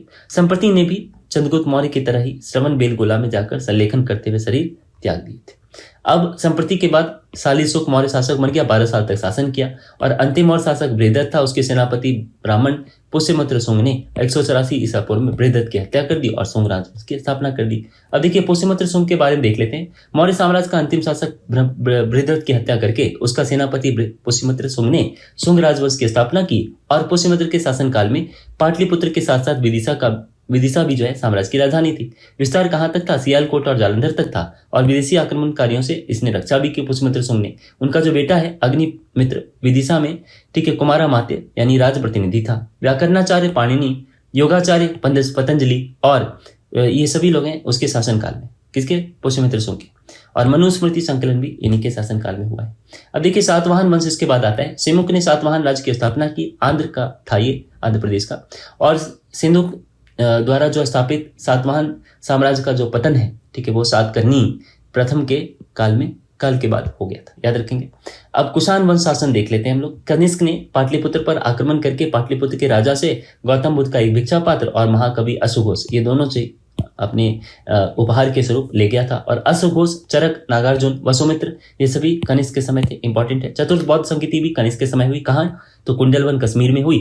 और फर्स्ट सेंचुरी एडी यानी पहली शताब्दी में हुई, जिसमें अध्यक्ष वसुमित्र थे, उपाध्यक्ष अश्वघोष थे और शासनकाल कनिष्क का था जो कुषाण वंश का था। इसमें क्या हुआ है? 2 संप्रदायों में बौद्ध धर्म बट गया है, हीनयान और महायान। शक संवत का प्रारंभ जो है वो 78 एडी यानी 78 ईस्वी से हुआ है। ये कनिष्क के राजारोहण की तिथि है। अब कनिष्क ने पाटलिपुत्र पर आक्रमण तो क्या आपको ध्यान है? गुप्त वंश अब देखते हैं हम लोग। कनिष्क के बाद आप क्या देखें? गुप्त वंश। गुप्त वंश के संस्थापक श्रीगुप्त थे। महाराज की उपाधि इन्होंने धारण की। गुप्त वंश कब से कब तक चला? तो 275 एडी से 550 एडी यानी ईस्वी तक चला। मगध के मृग सिखावन में एक बौद्ध मंदिर का निर्माण करवाया गया था। चीनी बौद्ध यात्री इत्सिंग के अनुसार ये चीज पता हमें लग पाता है कि ऐसा मगध के मृग सिखावन में बौद्ध मंदिर का निर्माण हुआ था। अब है घटोत्कच गुप्त। श्रीगुप्त की मृत्यु के बाद उनका जो बेटा घटोत्कच है वो पाटलिपुत्र का शासक बना और वास्तविक संस्थापक भी इसे पाटलिपुत्र का माना जाता है। किसको? घटोत्कच गुप्त को। अब है चंद्रगुप्त वन। ये 319 से लेकर 335 ईस्वी तक इन्होंने शासन किया। और चंद्रगुप्त वन जो है बहुत प्रथम शक्तिशाली शासक कहलाते हैं गुप्त वंश के। और इन्होंने महाराजा धीराज की उपाधि धारण की। इनकी पत्नी कुमार देवी थी। गुप्त संवत की शुरुआत जो है इन्होंने 319 ईस्वी से की है। और फर्स्ट रूलर थे जिन्होंने सोने के सिक्के चलवाए। ये एग्जाम में इंपॉर्टेंट आ जाता है कई बार। समुद्रगुप्त जो है इनकी सूचना कहां से मिलती है हमें? इलाहाबाद के अशोक स्तंभ अभिलेख से पता चलता है। विंसेंट स्मिथ ने अर्ली हिस्ट्री ऑफ इंडिया करके एक किताब है, उसमें समुद्रगुप्त को बताया है नेपोलियन ऑफ इंडिया यानी भारत का नेपोलियन। उत्तर में हिमालय की तलहटी से लेकर दक्षिण में नर्मदा नदी तक और पूर्व में हुगली से लेकर पश्चिम में यमुना नदी और चंबल नदी तक विस्तार था समुद्रगुप्त के वंश का यानी कि गुप्त वंश का। हरिसेन जो समुद्रगुप्त का मंत्री था और दरबारी कवि भी थे। उन्होंने संस्कृत भाषा में प्रयाग प्रशस्ति लिखी है। एग्जाम में आ जाता है कई बार। हरिसेन ने यह प्रयाग प्रशस्ति किसके लिए लिखा है? तो समुद्रगुप्त के लिए लिखा है। समुद्रगुप्त के राजारोहण और विजय का विवरण इसमें अश्वमेध यज्ञ भी किसने कराया है? समुद्रगुप्त ने करवाया है। और सिक्के पर उसे वीणा बजाते हुए दिखाया गया। बहुत इंपॉर्टेंट है, सिक्के पर वीणा बजाते हुए किसे देखा गया है? समुद्रगुप्त को। समुद्रगुप्त भगवान विष्णु का उपासक भी था और श्रीलंका के राजा मेघवर्मन को गया में बौद्ध मठ बनवाने की अनुमति भी समुद्रगुप्त ने दी थी। अब है रामगुप्त। यह अयोग्य और कायर राजा था। तो रामगुप्त की हत्या करके जो चंद्रगुप्त द्वितीय विक्रमादित्य है, ठीक है, वो बैठ गया सिंहासन पर। और रामगुप्त की पत्नी जो ध्रुव स्वामिनी थी उससे शादी भी कर ली। विष्णुपद पर्वत पर विष्णु ध्वज स्थापित कराया जो महरौली लेख में लिखा हुआ है। चीनी यात्री फाहियान ने इसकी प्रशंसा भी की है। किसकी? चंद्रगुप्त द्वितीय विक्रमादित्य की। अन्य नाम क्या है उनका चंद्रगुप्त द्वितीय विक्रमादित्य का? तो शक विजेता, देवगुप्त, देवराज, देवश्री, ये सब इन्हीं का नाम। पश्चिम भारत के अंतिम शक राजा रुद्र सिंह 3 को हराने के कारण चंद्रगुप्त विक्रमादित्य को शकारी भी कहते हैं। और चांदी के सिक्के रुपया कहलाते थे, रूपक। चंद्रगुप्त द्वितीय विक्रमादित्य में के शासनकाल में नवरत्न के बारे में देख लेते हैं। एग्जाम में नवरत्न के बारे में यह आ जाता है कि बताइए धनवंतरी क्या थे, तो ग्रेट फिजिशियन थे। कालिदास क्या थे, तो महाकवि थे। खगोल विज्ञानी कौन है, वारामिहिर है, एस्ट्रोनॉमर। अमर सिंह जो है वो क्या थे, लेक्सिकोग्राफर थे। वास्तुकार कौन थे, शंकु थे। ज्योतिषी कौन थे, तो छपणक थे। ग्रामरियन कौन थे, वरुचि थे। और मैजिशियन कौन थे, वेताल भट्ट। और घटकर पर जो है, ठीक है, वो क्या थे, कूटनीतिज्ञ थे। अब देखिए कुमारगुप्त प्रथम महेंद्रादित्य, ये आते हैं कब, चंद्रगुप्त द्वितीय विक्रमादित्य के बाद, उनके बेटे हैं वो। और नालंदा विश्वविद्यालय की स्थापना, ठीक है, कुमारगुप्त ने ही की है। याद रखेंगे, कुमारगुप्त प्रथम को ही कुमारगुप्त प्रथम महेंद्रादित्य भी कहते हैं। यहाँ चीनी यात्री फाहियान ने 3 साल तक संस्कृत का अध्ययन किया है, किसमें, नालंदा विश्वविद्यालय में। अब स्कंदगुप्त हैं। स्कंदगुप्त जो है 455 से 467 साल तक, 467 ईस्वी तक उन्होंने शासन किया है, गद्दी पर रहे हैं और धनुष बाण लिए हुए और राजा की आकृति जो है या पद्मासन में विराजमान लक्ष्मी के साथ साथ श्री स्कंदगुप्त का जो है उत्कीर्ण किया, किसमें, स्वर्ण सिक्कों पर, सोने के सिक्के पे, ठीक है, ये सब कुछ था। हुनों का पहला आक्रमण जो है गुप्त सम्राट स्कंदगुप्त के शासनकाल में हुआ है और स्कंदगुप्त ने उन्हें हराया है। गुप्त काल में बंगाल में ताम्रलिपि बंदरगाह से उत्तर भारतीय व्यापार, दक्षिण पूर्वी एशिया, चीन, लंका, ठीक है, चीन, लंका, जावा, सुमात्रा आदि देशों के साथ व्यापार होता था। और भृगु कच्छ करके, बड़ौच करके एक जगह है, वहां से पश्चिमी देशों के साथ समुद्री व्यापार किया जाता था। स्कंदगुप्त जो है, ठीक है, उनके समय में देख लिए कौन कौन है। आयुर्वेद जो है उसको चरक, चिकित्सा के लिए सुश्रुत, एग्जाम में इंपॉर्टेंट आ जाता है ये। भास्कराचार्य जो है वो खगोलज्ञ और गणितज्ञ थे और सिद्धांत शिरोमणि और लीलावती की रचना भी की है, किसने, भास्कराचार्य ने। याद रखेंगे। चतुरंग नाम से शतरंज का खेल गुप्त काल के दौरान शुरू हुआ था। महर्षि कपिल जो है वो सांख्य दर्शन के रचयिता थे। महर्षि पतंजलि जो है, पतंजलि, वो योग दर्शन के रचयिता रहे हैं, ठीक है, उन्होंने लिखा है योग दर्शन। और गौतम ने क्या लिखा है, न्याय दर्शन, इंपॉर्टेंट है ये। मीमांसा दर्शन का सिद्धांत जो है वो जैमिनी आचार्य कुमारिल भट्ट ने लिखा है। हून शासक मिहिरकुल ने पाटलिपुत्र पर आक्रमण कर नरसिंहगुप्त बालादित्य को हरा दिया। अब देखिए मालवा के शासक यशोवर्मन ने हूनों से संघर्ष किया और गुप्त की सत्ता को भी चुनौती दी। भानुगुप्त जो है वो अंतिम गुप्त शासक था। अब पाल वंश के बारे में देख लेते हैं। 8वीं से 12वीं शताब्दी तक, ठीक है, पाल वंश रहा। पाल शासक धर्मपाल ने विक्रमशिला यूनिवर्सिटी की स्थापना की, इंपॉर्टेंट एग्जाम में आ जाता है। और नालंदा महाविहार को, ठीक है, 200 गांव जो है दान स्वरूप भी उन्होंने दी थी। अब गोपाल जी जो है वो उदंतपुरी विश्वविद्यालय की स्थापना उन्होंने की है, इंपॉर्टेंट है ये सब। देवपाल ने जावा के शासक बलपुत्र देव के अनुरोध यानी रिक्वेस्ट पर नालंदा में एक विहार की देखरेख के लिए 5 गांव दान में दे दिए। तो बलपुत्र देव ने देवपाल की अनुमति से नालंदा में विदेशी विद्यार्थियों के लिए छात्रावास यानी हॉस्टल भी निर्मित कराया था। दक्षिण पूर्वी एशिया के शैलेंद्र वंश के शासक ने देवपाल से नालंदा में एक बौद्ध मंदिर के निर्माण की अनुमति प्राप्त की। ये सब याद रखेंगे आप, इंपॉर्टेंट फैक्ट है। बख्तियार खिलजी के अभियानों के बाद भी नालंदा महाविहार में यानी नालंदा यूनिवर्सिटी में शिक्षा प्राप्ति के लिए बौद्ध भिक्षु धर्म स्वामी तिब्बत से बिहार आए थे, इंपॉर्टेंट है।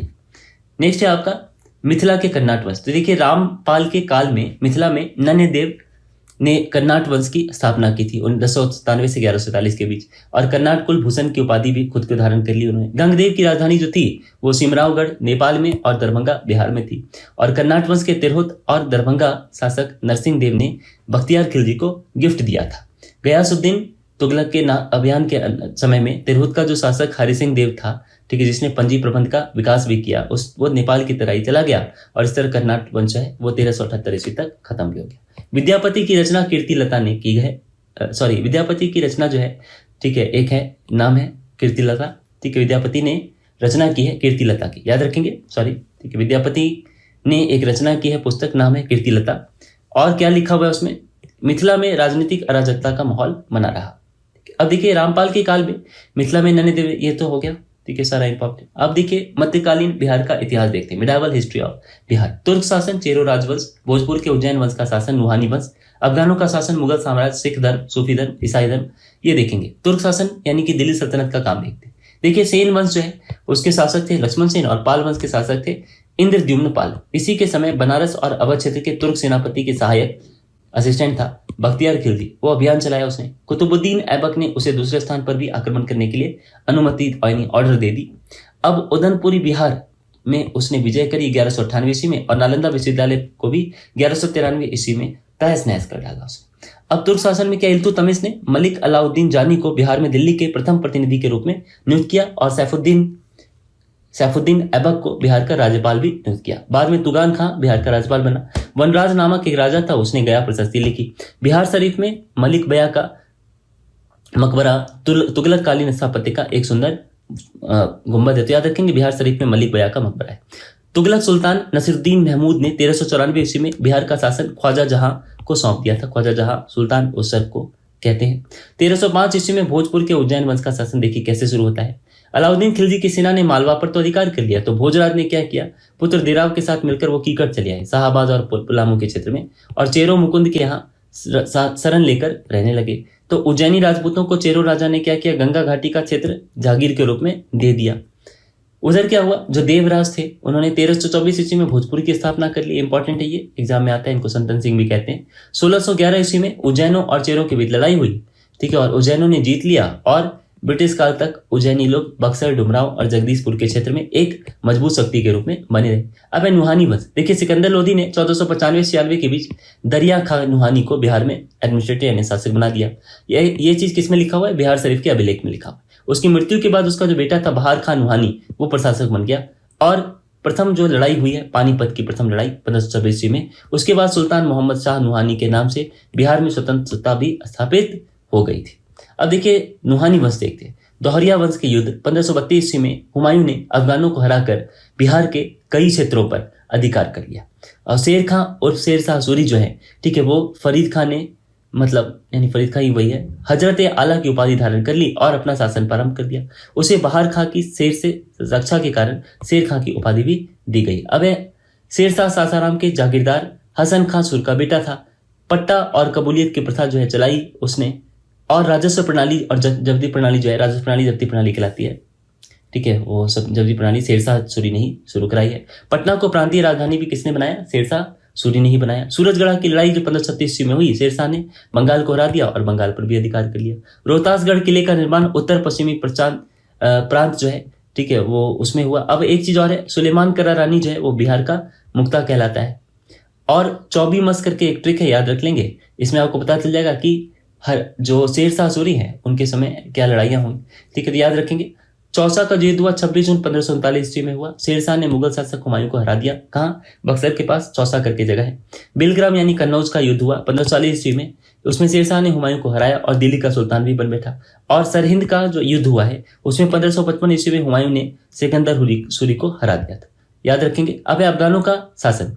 इंडो इस्लामिक स्थापत्य कला जो है, शेरशाह का मकबरा का निर्माण शेरशाह सूरी ने शुरू तो कराया था, लेकिन पूरा किसने किया इसको, इस्लाम शाह ने पूरा किया।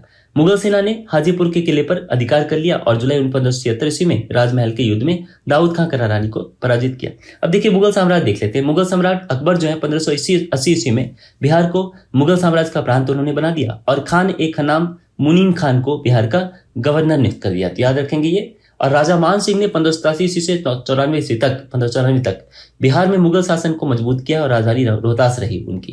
किनकी, राजा मान सिंह की। कश्मीर के अंतिम मुगल शासक यूसुफ शाह चक जो है उनकी 1592 ईस्वी में बिहार में निर्वासन के दौरान मृत्यु हुई, जिसे नालंदा में दफनाया गया। इंपॉर्टेंट है। नेक्स्ट है आपका जहांगीर ने लाल बेग ऑब्लिक लाल बहादुर को बिहार का क्या नियुक्त किया है, शासक नियुक्त किया है। बिहार का शासक नियुक्त किया है और उन्होंने खड़गपुर के राजा संग्राम सिंह के विद्रोह को दबाया है और दरभंगा में मस्जिद और नूरसराय का निर्माण भी कराया है। मुझे वो सब बहुत पसंद है। नूरजहां का जो भाई है इब्राहिम खान काकर, उन्होंने क्या किया है, 1615 ईस्वी में बिहार का सूबेदार वो बने और पटना के पास मनेर में मखदूम शाह दौलत का मकबरा भी उन्होंने बनाया। 1621 ईस्वी में जहांगीर के समय शाहजादा परवेज को बिहार का मुजफ्फरपुर बना लिया गया और उसी समय में अंतिम सूबेदार मिर्जा रुस्तम सफावी भी थे। याद रखेंगे। अब है मुगल साम्राज्य में बिहार के सूबेदार जो सैफ खान थे। 1628 से 29 ईस्वी में पटना में एक मदरसे का निर्माण उन्होंने कराया। दाऊद खां कुरैशी जी जो हैं, ठीक है, उनको औरंगजेब ने बिहार का सूबेदार बनाया और गया में इन्होंने दाऊद नगर बसाया और पटना में दारुल अल यानी कोर्ट ऑफ जस्टिस का निर्माण इन्होंने कराया।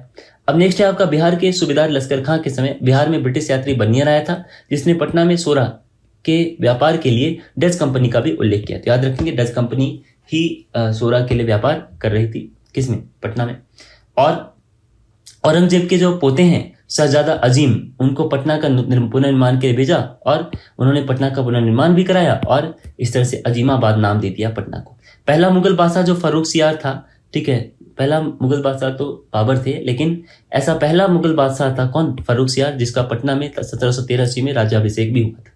अब नेक्स्ट है सिख धर्म। सिखों के 9वें गुरु तेग बहादुर जो हैं वो सासाराम और गया होते हुए पटना आए थे, और यहीं 26 दिसंबर 1666 ईस्वी को सिख धर्म के 10वें गुरु गोविंद सिंह जी का जन्म हुआ वहां पे, और यहाँ गुरुद्वारा तख्त श्री हरिमंदिर भी है उपलब्ध।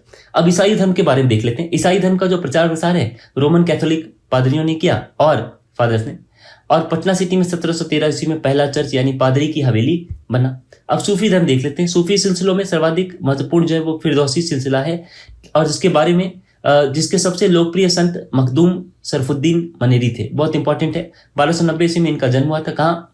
मनेर में, और मृत्यु 1381 ईस्वी में कहाँ हुई? बिहार शरीफ में हुई।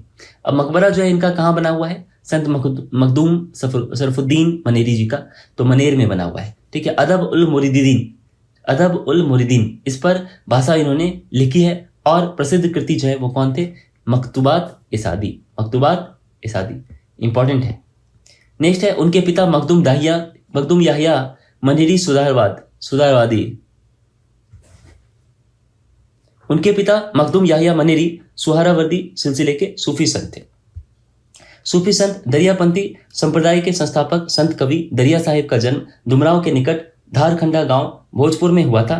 भागलपुर के हसन अली के नेतृत्व में अहमदिया संप्रदाय आंदोलन जोर शोर से चला था। अब देखिए आधुनिक बिहार का इतिहास देख लेते हैं। बिहार में यूरोपीय व्यापारियों का आगमन, प्लासी का युद्ध, बक्सर का युद्ध, सन्यासी विद्रोह, मुंडा विद्रोह भी देखेंगे हम लोग इसमें। ठीक है। और बाकी भी छोटे छोटे विद्रोह और बहुत सारे। बिहार में धर्म एवं समाज सुधार आंदोलन, वहाबी आंदोलन, 1857 की क्रांति, मुजफ्फरपुर बम कांड, और कांग्रेस का जो अधिवेशन पटना गया का है, होम रूल आंदोलन, चंपारण सत्याग्रह, खिलाफत आंदोलन, रॉलेट सत्याग्रह, असहयोग आंदोलन, साइमन कमीशन, बिहार युवक संघ, और बिहार में नमक सत्याग्रह और उसके जो नेतृत्व करता है, ये सारी चीजें जो किसान आंदोलन, स्वामी सजानंद सरस्वती, बिहार सोशलिस्ट पार्टी, जो विधानसभा चुनाव, व्यक्तिगत चुनाव है, भारत छोड़ो आंदोलन है, और बहुत सारे इवेंट्स जो हैं बीच के वो। तो चलिए देखते हैं हम लोग, शुरू करते हैं। बिहार में सर्वप्रथम पुर्तगाली आए और हुगली से नाव द्वारा अपने साथ मसाले, चीनी मिट्टी के बर्तन पटना तक लाते थे। वापसी में सूती वस्त्र भी ले जाते थे। 1632 ईस्वी में डच फैक्ट्री की स्थापना हुई।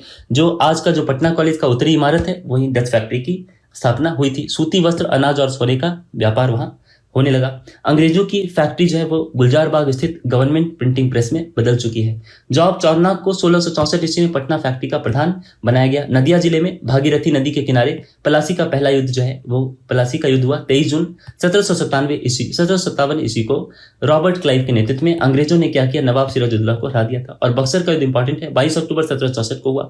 हेक्टर मुनरो इसमें ईस्ट इंडिया कंपनी की तरफ से था। बंगाल के नवाब मीर कासिम, अवध के नवाब शुजाउद्दौला और मुगल बादशाह शाह आलम द्वितीय की संयुक्त सेना को हरा दिया था।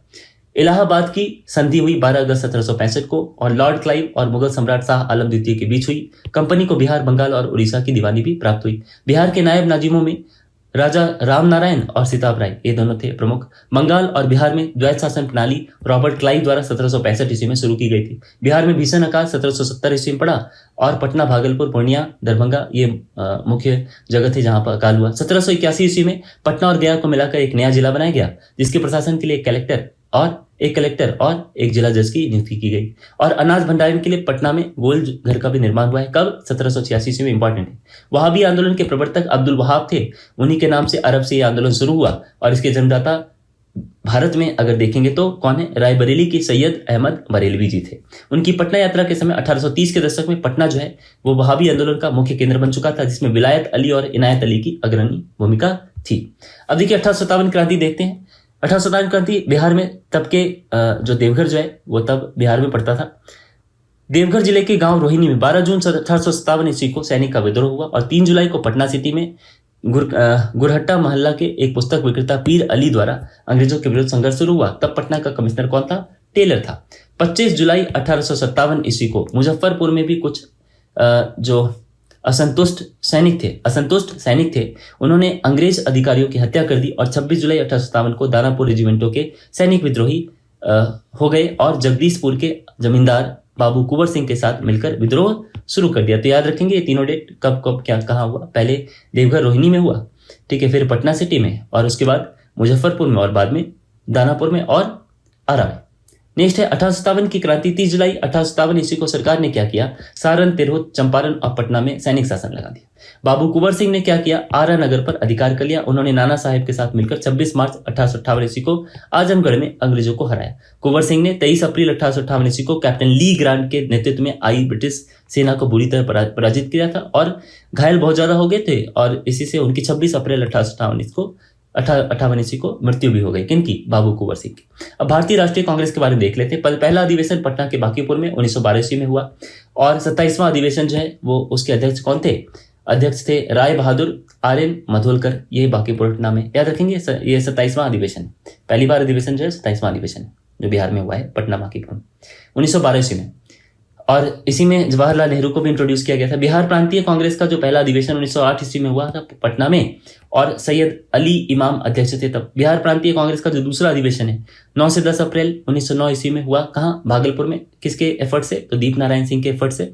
और सच्चिदानंद सिन्हा जो अध्यक्ष थे वो आधुनिक बिहार के निर्माता भी कहलाए। कौन? सच्चिदानंद सिन्हा जी, याद रखेंगे। अब कांग्रेस का जो गया अधिवेशन है 37वां अधिवेशन था, दिसंबर 1922 में हुआ था। गया के तेनुई गांव में हुआ था। अध्यक्ष कौन थे? देशबंधु चित्तरंजन दास। और राजेंद्र प्रसाद जो है स्वागत समिति के सचिव थे और अनुग्रह नारायण सिंह उनके सहयोगी थे। अब सर शंकर नारायण ने केंद्रीय विधायिका परिषद में पटना विश्वविद्यालय विधेयक सितंबर 1916 ईस्वी में प्रस्तुत किया और इस तरह से पटना यूनिवर्सिटी कब बन गया? 1917 में। बिहार में सत्याग्रह के बारे में देख लेते हैं। रॉलेट एक्ट के विरुद्ध हसन इमाम के नेतृत्व में 6 अप्रैल 1919 को शांतिपूर्ण ढंग से सत्याग्रह दिवस मनाया गया था। और मुजफ्फरपुर गमकांड देख लेते हैं। देखिए 30 अप्रैल 1908 ईस्वी को खुदीराम बोस और प्रफुल्ल चाकी ने मुजफ्फरपुर जिला जज किंग्सफोर्ड की हत्या करने के उद्देश्य से उनकी बग्गी पर बम तो फेंक दिया, लेकिन किंग्सफोर्ड बच गया। लेकिन दुर्भाग्य से भारत समर्थक जो कैनेडी था, उनकी पत्नी और पुत्री, इन दोनों की मृत्यु हो गई। खुदीराम बोस को पकड़कर फांसी की सजा दी गई। सबसे कम उम्र में फांसी उनको मिली है, 15 साल में। और प्रफुल्ल चाकी जो थे उनके साथ में उन्होंने आत्महत्या कर ली थी। अब अनुशीलन समिति देखिए। 1913 ईस्वी में सत्येंद्रनाथ सान्याल ने एक शाखा पटना में स्थापित की अनुशीलन समिति की और संस्था के जो नेता हैं वो बंकिम चंद्र मिश्र और वो थे बीएन कॉलेज के छात्र। सन 1915 ईस्वी में ढाका अनुशीलन समिति जो थी उनकी शाखाएं पूरे बिहार में खोली गई और उसका हेडक्वार्टर कहाँ था? तो भागलपुर में था। खिलाफत आंदोलन के बारे में बात करते हैं। तुर्की खलीफा इस्लामी जगत का धार्मिक नेता माना जाता था और ब्रिटिश सरकार द्वारा खलीफा के विरुद्ध कार्यवाही से भारतीय मुसलमान ने खिलाफत आंदोलन छेड़ा था। मौलाना शौकत अली ने पटना में 24 से 25 अप्रैल के बीच में 1919 की सभाओं में खिलाफत समस्या का समाधान करने हेतु अपना सर्वस्व बलिदान करने का आह्वान किया और असहयोग का एक कार्यक्रम प्रस्तुत किया। देखिए राजेंद्र प्रसाद, ब्रजकिशोर, धनीधर प्रसाद, मजरूल हक, ठीक है, और शाह मोहम्मद, मौलाना नूरुल हसन इत्यादि ने समर्थन तो किया, लेकिन समर्थन किसने नहीं किया वो देख लीजिए। हसन इमाम और सच्चिदानंद सिन्हा ने इसका विरोध किया है। अब देखिए शौकत अली ने गया और मुंगेर का भी दौरा किया है, इंपॉर्टेंट है। और दिल्ली में अखिल भारतीय खिलाफत सम्मेलन 24 नवंबर 1919 ईस्वी को गांधी जी की अध्यक्षता में आयोजित हुआ था, जिसमें सरकार के साथ असहयोग का प्रस्ताव पारित किया गया था। पटना के अंजुमन इस्लामिया हॉल में 30 नवंबर 1919 ईस्वी को शांति उत्सव में भाग लेने के सवाल पर विचार करने हेतु सभा हुई थी। और जालियांवाला बाग मेमोरियल फंड के लिए चंदा पटना में किसने लिया? तो मजरूल हक, केबी दत्त, सरफराज हसन खां और ए शमी ने विशेष योगदान इसमें दिया है। बहुत इंपॉर्टेंट है, याद रखें। नेक्स्ट है होम रूल आंदोलन और बिहार। 16 दिसंबर 1916 ईस्वी को होम रूल लीग स्थापित करने का निर्णय बांकीपुर में लिया गया, यानी पटना में। मजरूल हक जो है वो बिहार का गांधी भी कहलाते हैं, वो अध्यक्ष थे इसके होम रूल आंदोलन के, जो होम रूल लीग है उसके अध्यक्ष। और खान बहादुर, सरफराज हुसैन खां और राय बहादुर पूर्णेंदु नारायण सिन्हा, इनको उपाध्यक्ष बनाया गया। और बैद्यनाथ नारायण सिंह और चंद्रवंशी सहाय को सचिव किया गया, याद रखेंगे। मजरूल हक जो है उन्होंने पटना में सदाकत आश्रम की स्थापना की और द मदरलैंड करके समाचार पत्र भी जो मजरूल हक ने ही निकाला, इंपॉर्टेंट है ये सब। चंपारण को छोड़कर बिहार में होम रूल का प्रचार हुआ। चंपारण सत्याग्रह के बारे में देख लेते हैं। बिहार के चंपारण जिला के मुरली भरवा गांव के राजकुमार शुक्ल द्वारा लखनऊ में मुलाकात करके आग्रह किया गया गांधी जी को। तो 10 अप्रैल 1917 को गांधी जी पटना पहुंचे और यहां से मुजफ्फर व दरभंगा होते हुए 15 अप्रैल 1917 को चंपारण में प्रचलित 3 कठिया प्रथा के विरुद्ध सत्याग्रह का पहला प्रयोग किया भारत में और इसे व्यापक जन समर्थन भी मिला। बहुत इंपॉर्टेंट है ये। बिहार के deputy governor Edward Albert Gait ने 5 जून 1917 ईस्वी को गांधी जी को वार्ता के लिए बुलाया और FC सलाई करके व्यक्ति थे, उनकी अध्यक्षता में चंपारण कृषक समिति गठित की गई, जिसके मेंबर गांधी जी भी थे। और इसकी रिकमेंडेशन पर 18 अक्टूबर 1917 को सरकारी नोटिफिकेशन निकालकर 3 कठिया प्रथा हमेशा के लिए समाप्त करी गई। 3 कठिया प्रथा में क्या था? तो 3/20 का हिसाब था। 20 कट्ठे में 3 कट्ठा जो है इंडिगो की खेती का कंपलसरी प्रोविजन था। और सत्याग्रह इन चंपारण करके एक किताब है, उस राजेंद्र प्रसाद ने लिखी है। असहयोग आंदोलन को देख लेते हैं। 28-29 अगस्त 1920 ईस्वी को बिहार प्रांतीय सम्मेलन का 12वां अधिवेशन जो है भागलपुर में हुआ था, और उसमें अध्यक्ष कौन थे? राजेंद्र प्रसाद थे। और असहयोग संबंधी प्रस्ताव जो है वो दरभंगा के बाबू धरनीधर ने प्रस्तुत किया, और मुंगेर के शाह मोहम्मद जुबैर ने, और पटना के गुलाम इमाम और मोतिहारी के बाबू गौरव प्रसाद ने इसका अनुमोदन भी किया। अनुग्रह नारायण सिंह, ब्रजनंदन प्रसाद, मुकुटधारी प्रसाद, मथुरा प्रसाद, रामदयालु सिंह, दीपनारायण सिंह, सिरकिन सिंह, इन्होंने वकालत छोड़ दी थी इस दौरान, याद रखेंगे, वकालत छोड़ दी थी। पटना लॉ कॉलेज के छात्र थे सैयद मोहम्मद शेर, और बिहार नेशनल कॉलेज छात्र अब्दुल बारी और मोहम्मद शाकी ने भी कॉलेज छोड़ दिया था इस दौरान, असहयोग आंदोलन के दौरान। 5 जनवरी 1921 ईस्वी को बिहार राष्ट्रीय महाविद्यालय की, यानी कि BN कॉलेज की स्थापना की गई, बिहार नेशनल कॉलेज की। और 6 फरवरी 1921 ईस्वी को गांधी जी ने इसका राष्ट्रीय महाविद्यालय का जो है वो और बिहार विद्यापीठ का औपचारिक रूप से उद्घाटन भी किया। अब देखिए, उस वक्त प्रिंसिपल राजेंद्र प्रसाद थे BN कॉलेज के, और वाइस चांसलर यानी कि कुलपति जो है वो मजरूर हक थे। प्रति कुलपति कौन थे? वो ब्रजकिशोर प्रसाद थे। कहाँ के? बिहार विद्यापीठ के, याद रखेंगे। अब देखिए, 22 दिसंबर 1921 ईस्वी को प्रिंस ऑफ वेल्स जो है, ठीक है, पटना आया। तब पूरे शहर में हड़ताल रही, और स्वामी विद्यानंद ने असहयोग आंदोलन के समय दरभंगा में कृषकों को नेतृत्व किया। ये इंपॉर्टेंट है। ये 1921 ईस्वी में बिहार स्टूडेंट्स कॉन्फ्रेंस का 16वां अधिवेशन हुआ हजारीबाग में, और बिहार में स्वराज पार्टी सिरकिन सिंह द्वारा स्थापित हुई। तो बिहार और साइमन कमीशन को देख लेते हैं। 8 नवंबर 1927 ईस्वी को जो घोषित था साइमन कमीशन, उसमें एक भी भारतीय नहीं थे। तो सर अली इमाम की अध्यक्षता में साइमन कमीशन का बहिष्कार करने का निर्णय बिहार में लिया गया, और 12 दिसंबर 1928 ईस्वी को आयोग जो है पटना जब पहुंचा साइमन कमीशन, तो विरोध हुआ। 1930 और 32 में बरही कांग्रेस से ने जो है क्या किया, मुंगेर में, बरही कांग्रेस ने मुंगेर में अंग्रेजी हुकूमत को नाकाम कर दिया था। इंपॉर्टेंट है, ये आता है। बिहार युवक संघ जो है मोतिहारी 1928 ईस्वी में मोतिहारी में बिहार युवक संघ की स्थापना हुई, और सचिव कौन थे? प्रोफेसर ज्ञान शाह। और 14 अप्रैल को प्रथम नौजवान दिवस मनाने की घोषणा भी हुई। बिहार में नमक सत्याग्रह देख लेते हैं। 6 अप्रैल 1930 ईस्वी को नमक सत्याग्रह शुरू करने की तिथि निश्चित की गई, और आंदोलन की रूपरेखा जो है राजेंद्र प्रसाद ने तैयार की, और सबसे पहले चंपारण और सारण जिले में नमक सत्याग्रह शुरू किया गया। पटना में 16 अप्रैल 1930 ईस्वी को शुरू किया गया। फिर पटना सिटी के मंगल तालाब के पूरब नखास पिंड में नमक कानून भंग किया गया। अब देखिए, कब कहाँ किसके नेतृत्व करता है वो ध्यान से देखिए। मुंगेर में 17 अप्रैल 1930 ईस्वी को नेतृत्व करता कौन थे? श्रीकृष्ण सिंह। किसके? नमक सत्याग्रह के। ये मैं जो स्थान बता रहा हूँ, नमक सत्याग्रह का कहाँ नेतृत्व किसने किया है? नेतृत्व किसने किया है? दरभंगा में सत्यनारायण सिंह और रामनंदन मिश्र ने किया, 17 अप्रैल 1930 को ही, 17 अप्रैल 1930 याद रखेंगे। पटना में 16 तारीख को रामवृक्ष बेनीपुरी, अंबिका कांत सिंह और रामनाथ ने किया। और मुजफ्फरपुर में 7 अप्रैल 1930 को जनकधारी प्रसाद, रामदयालु सिंह और ठाकुर रामनंदन सिंह ने किया। चंपारण 6 अप्रैल 1930 में विपिन बिहारी वर्मा ने। हाजीपुर 7 अप्रैल 1930 भरत मिश्र ने किया। अब किसान आंदोलन और बिहार देखिए 1922-23 में। देखिए, सब MCQ ना एग्जाम में आए जा रहा है बार बार, इसीलिए आप इसको ना अच्छे ढंग से देख लीजिए। बिहार आधुनिक इतिहास से बहुत क्वेश्चन आएंगे। अगर आपको अच्छे ढंग से करना है पेपर क्लियर, तो आप बिहार स्पेशल का जरूर अच्छे से करके जाइएगा एग्जाम में, ठीक है। 1922-23 में मुंगेर में किसान सभा का गठन शाह मोहम्मद जुबैर की अध्यक्षता में। उपाध्यक्ष कौन थे? श्रीकृष्ण सिंह। और सचिव कौन थे? सिद्धेश्वरी चौधरी और नंद कुमार सिंह। बिहार प्रांतीय किसान सभा की स्थापना 1 नवंबर 1929 को हुई। स्वामी सजानंद सरस्वती की अध्यक्षता में हुई, और सचिव श्रीकृष्ण सिंह थे। बिहार प्रांतीय सभा का गठन 1773 ईस्वी में हुआ। किसान आंदोलन और बिहार में किसान आंदोलन देखिए, दरभंगा और सारण में कार्यानंद शर्मा, छपरा अन्नवाड़ी क्षेत्र में राहुल सांकृत्यायन और पंचानंद शर्मा, ठीक है वो, और गया में यदुनंदन शर्मा थे। तो याद रखेंगे ये सारे, ठीक है। छपरा में कौन है? राहुल सांकृत्यायन है। किसान आंदोलन दरभंगा और सारण में कौन थे? कार्यानंद शर्मा। और यदुनंदन शर्मा कहाँ है? गया में। इंपॉर्टेंट है।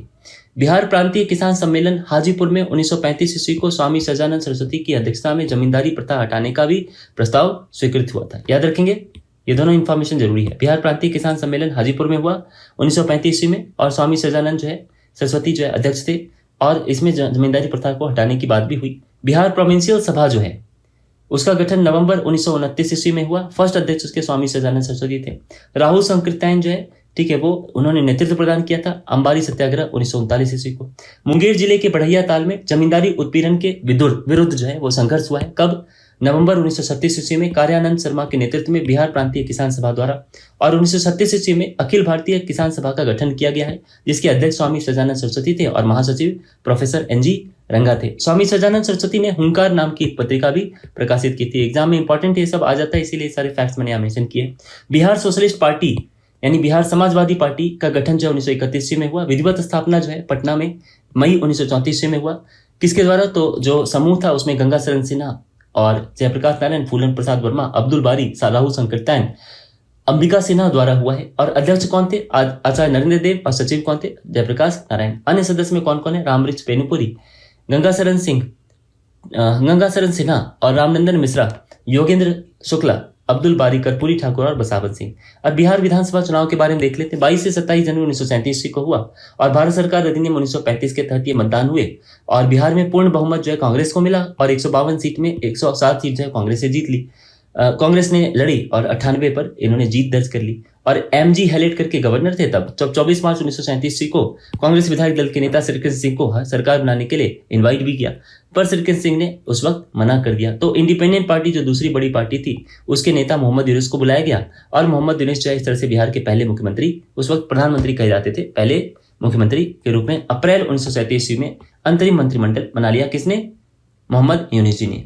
अब देखिए उसके बाद जब मोहम्मद यूनुस ने रेजिग्नेशन सबमिट किया तो 20 जुलाई 1937 को श्रीकृष्ण सिंह के नेतृत्व में नए मंत्रिमंडल का गठन हुआ। लेकिन 1939 में जब द्वितीय विश्व युद्ध के समय में जो है उन्होंने इस्तीफा दे दिया। ठीक है, तो 2 साल सरकार चली। रामगढ़ जो है हजारीबाग में है, हजारीबाग डिस्ट्रिक्ट में, झारखंड में है ये रामगढ़। उसमें अधिवेशन जो है 19 और 20 मार्च 1940 ईस्वी को हुआ। उसमें अध्यक्ष कौन थे? मौलाना अबुल कलाम आजाद। ये अधिवेशन किस लिए हुआ है? व्यक्तिगत सत्याग्रह के लिए कांग्रेस का अधिवेशन हुआ है। पहले सत्याग्रही कौन थे? श्री कृष्ण सिंह थे, याद रखेंगे। गया में कुछ महिलाएं भी सत्याग्रह करती हुई पकड़ी गई थी। वो कौन कौन है उसमें? प्रियंवदा देवी, जगत रानी देवी और जानकी देवी। इंपॉर्टेंट है, एग्जाम में आता है। 1942 ईस्वी का भारत छोड़ो आंदोलन और बिहार। 14 जुलाई 1942 ईस्वी को वर्धा में कांग्रेस बैठक में भारत से ब्रिटिश शासन का शीघ्र अंत करने का निर्णय हुआ। उन प्रस्ताव पर विचार के लिए कांग्रेस अधिवेशन मुंबई में 8 अगस्त 1942 ईस्वी को भारत छोड़ो का प्रस्ताव पारित कांग्रेस ने कर दिया इस अधिवेशन में। और गांधी जी ने करो या मरो, डू और डाई का नारा भी दिया। 31 जुलाई 1942 ईस्वी को राजेंद्र प्रसाद ने बिहार प्रदेश कांग्रेस समिति की विशेष बैठक बुलाई और 9 अगस्त 1942 ईस्वी को डॉक्टर राजेंद्र प्रसाद को और 10 अगस्त को श्रीकृष्ण सिंह को गिरफ्तार कर लिया गया। अब कांग्रेस को गैर कानूनी घोषित कर दिया गया और सदाकत आश्रम जो सरकार के कब्जे में आ गई। उसी वक्त बलदेव साहे ने, एग्जाम में आता है, बलदेव साहे ने महाधिवक्ता के पद से इस्तीफा दे दिया, एडवोकेट जनरल के पद से इस्तीफा दे दिया। अब देखिए देश में जो आम चुनाव हुए उसमें श्रीकृष्ण सिंह जो है उन्हीं को श्रीकृष्ण सिन्हा भी कहते हैं कहीं दक्षिणी मुंगेर क्षेत्र से भारी बहुमत से वो विजयी हुए। और 2 अप्रैल 1946 ईस्वी को श्रीकृष्ण सिंह ने अन्य साथियों के साथ मिलकर, जिसमें जगलाल चौधरी नहीं थे, उन्होंने शासनभार ग्रहण कर लिया। वो भारतीय संविधान सभा के सदस्य भी हुए। उस वक्त 36 सदस्य थे बिहार से जो भारतीय संविधान सभा में थे। इंपॉर्टेंट है ये। 9 दिसंबर 1946 ईस्वी को डॉक्टर सिद्धानंद सिन्हा भी जो है अस्थायी अध्यक्षता में संविधान सभा का अधिवेशन शुरू हो गया 9 दिसंबर 1946 को। और परमानेंट कौन थे अध्यक्ष? तो डॉक्टर राजेंद्र प्रसाद थे। डॉक्टर राजेंद्र प्रसाद 11 दिसंबर 1946 को स्थायी अध्यक्ष हो गए, परमानेंट। और इन्होंने पाकिस्तान का जन्मदाता किसको कहा था? लॉर्ड मिंटो को कहा था। किन्होंने? डॉक्टर राजेंद्र प्रसाद। 4 जुलाई 1947 ईस्वी को ब्रिटिश संसद में इंडिया इंडिपेंडेंस बिल पेश हुआ। 18 जुलाई 1947 को पारित हुआ और 15 अगस्त 1947 को भारत और पाकिस्तान बनाए गए।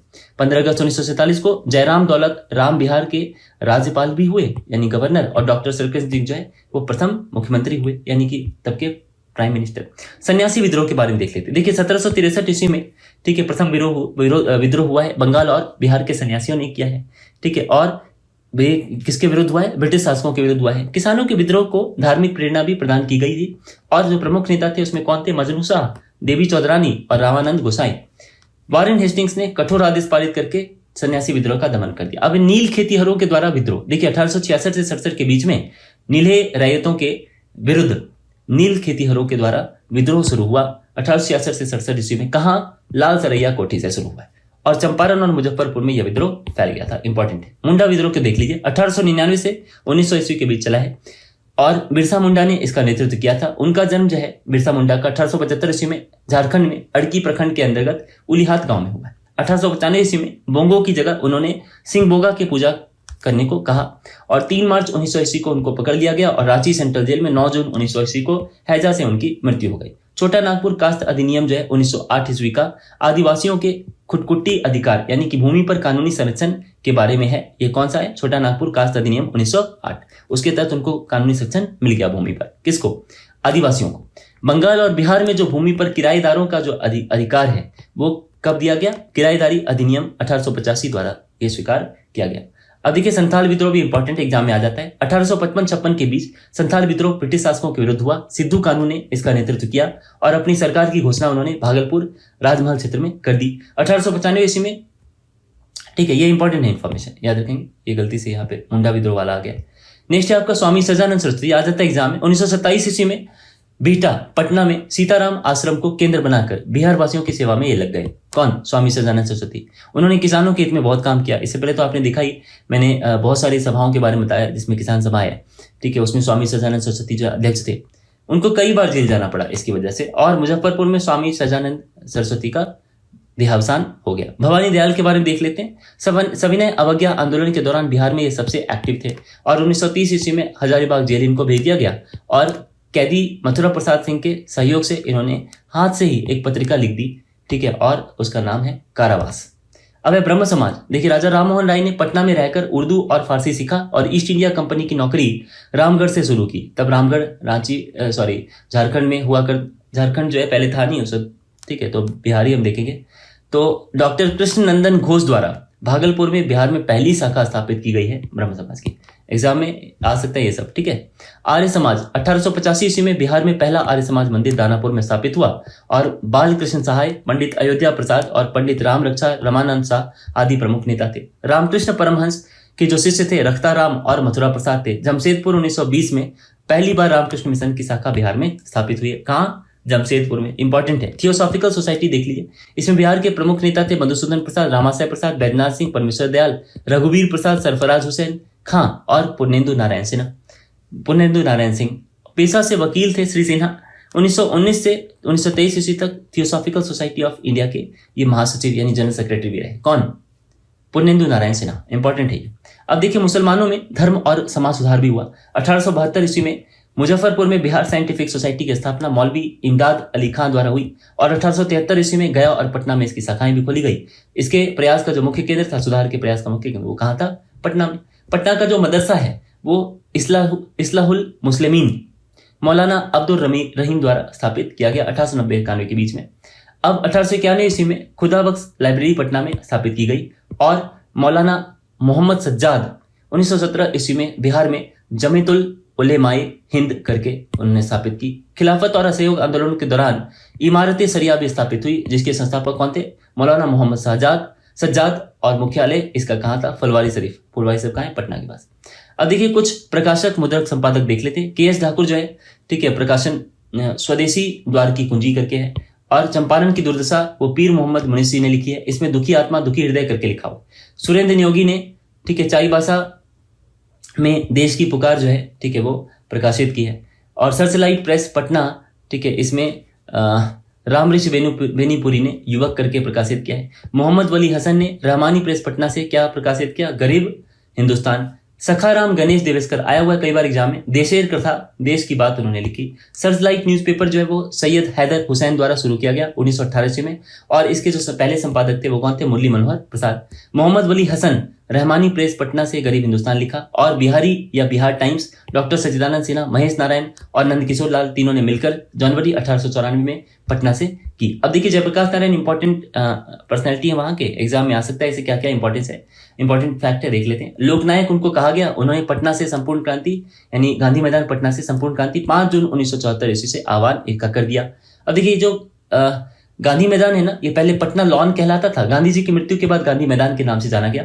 और राम मनोहर लोहिया, अरुणा असफ अली और जयप्रकाश नारायण, ये तीनों जो है 1942 ईस्वी में भारत छोड़ो आंदोलन में जनता को इन्होंने संगठित भी किया था। 1999 ईस्वी में भारत रत्न से इनको मरणोपरांत, ठीक है, वो अवार्ड इनको मिला है जयप्रकाश नारायण जी को। और पृथक बिहार राज्य की मांग किसने की? देखिए, अलग बिहार राज्य की मांग होती रही है। महेश नारायण जो है उसमें बहुत एक्टिव थे शुरू में और बाद में उनके साथ डॉक्टर सच्चिदानंद सिन्हा हो गए थे। तो डॉक्टर सच्चिदानंद सिन्हा ही उनकी मृत्यु के बाद भी बिहार राज्य के पृथक करने के आंदोलन के प्रमुख नेता हुए। 1908 से 1909 के बीच में बिहार प्रादेशिक सम्मेलन जो है वो चला। उसमें बिहार को पृथक राज्य की मांग रखी गई और 12 दिसंबर 1911 ईस्वी को दिल्ली में जब शाही दरबार आयोजित हुआ उसमें स्वीकृत भी कर लिया गया। तो इस तरह से 22 मार्च 1912 ईस्वी को बिहार और उड़ीसा को सम्मिलित करके बंगाल प्रेसिडेंसी से अलग करके नवीन प्रांत बिहार बनाया गया। उसकी राजधानी पटना बनी। ठीक है, और ये चीज कब प्रभावी हुआ? 1 अप्रैल 1912 को। तो जो बिहार दिवस कब मनाते हैं? 22 मार्च को, याद रखेंगे। भारत शासन अधिनियम 1935 द्वारा 1 अप्रैल 1936 को उड़ीसा को बिहार से अलग करके नया राज्य बना दिया गया। तो आज के वीडियो में बस इतना ही।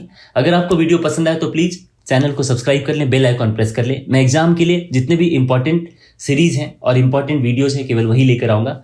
और आप प्लीज इन सभी वीडियोस को अगर आपको अच्छा लगा है तो प्लीज लाइक भी करें और शेयर भी करें। Thank you. जय हिंद।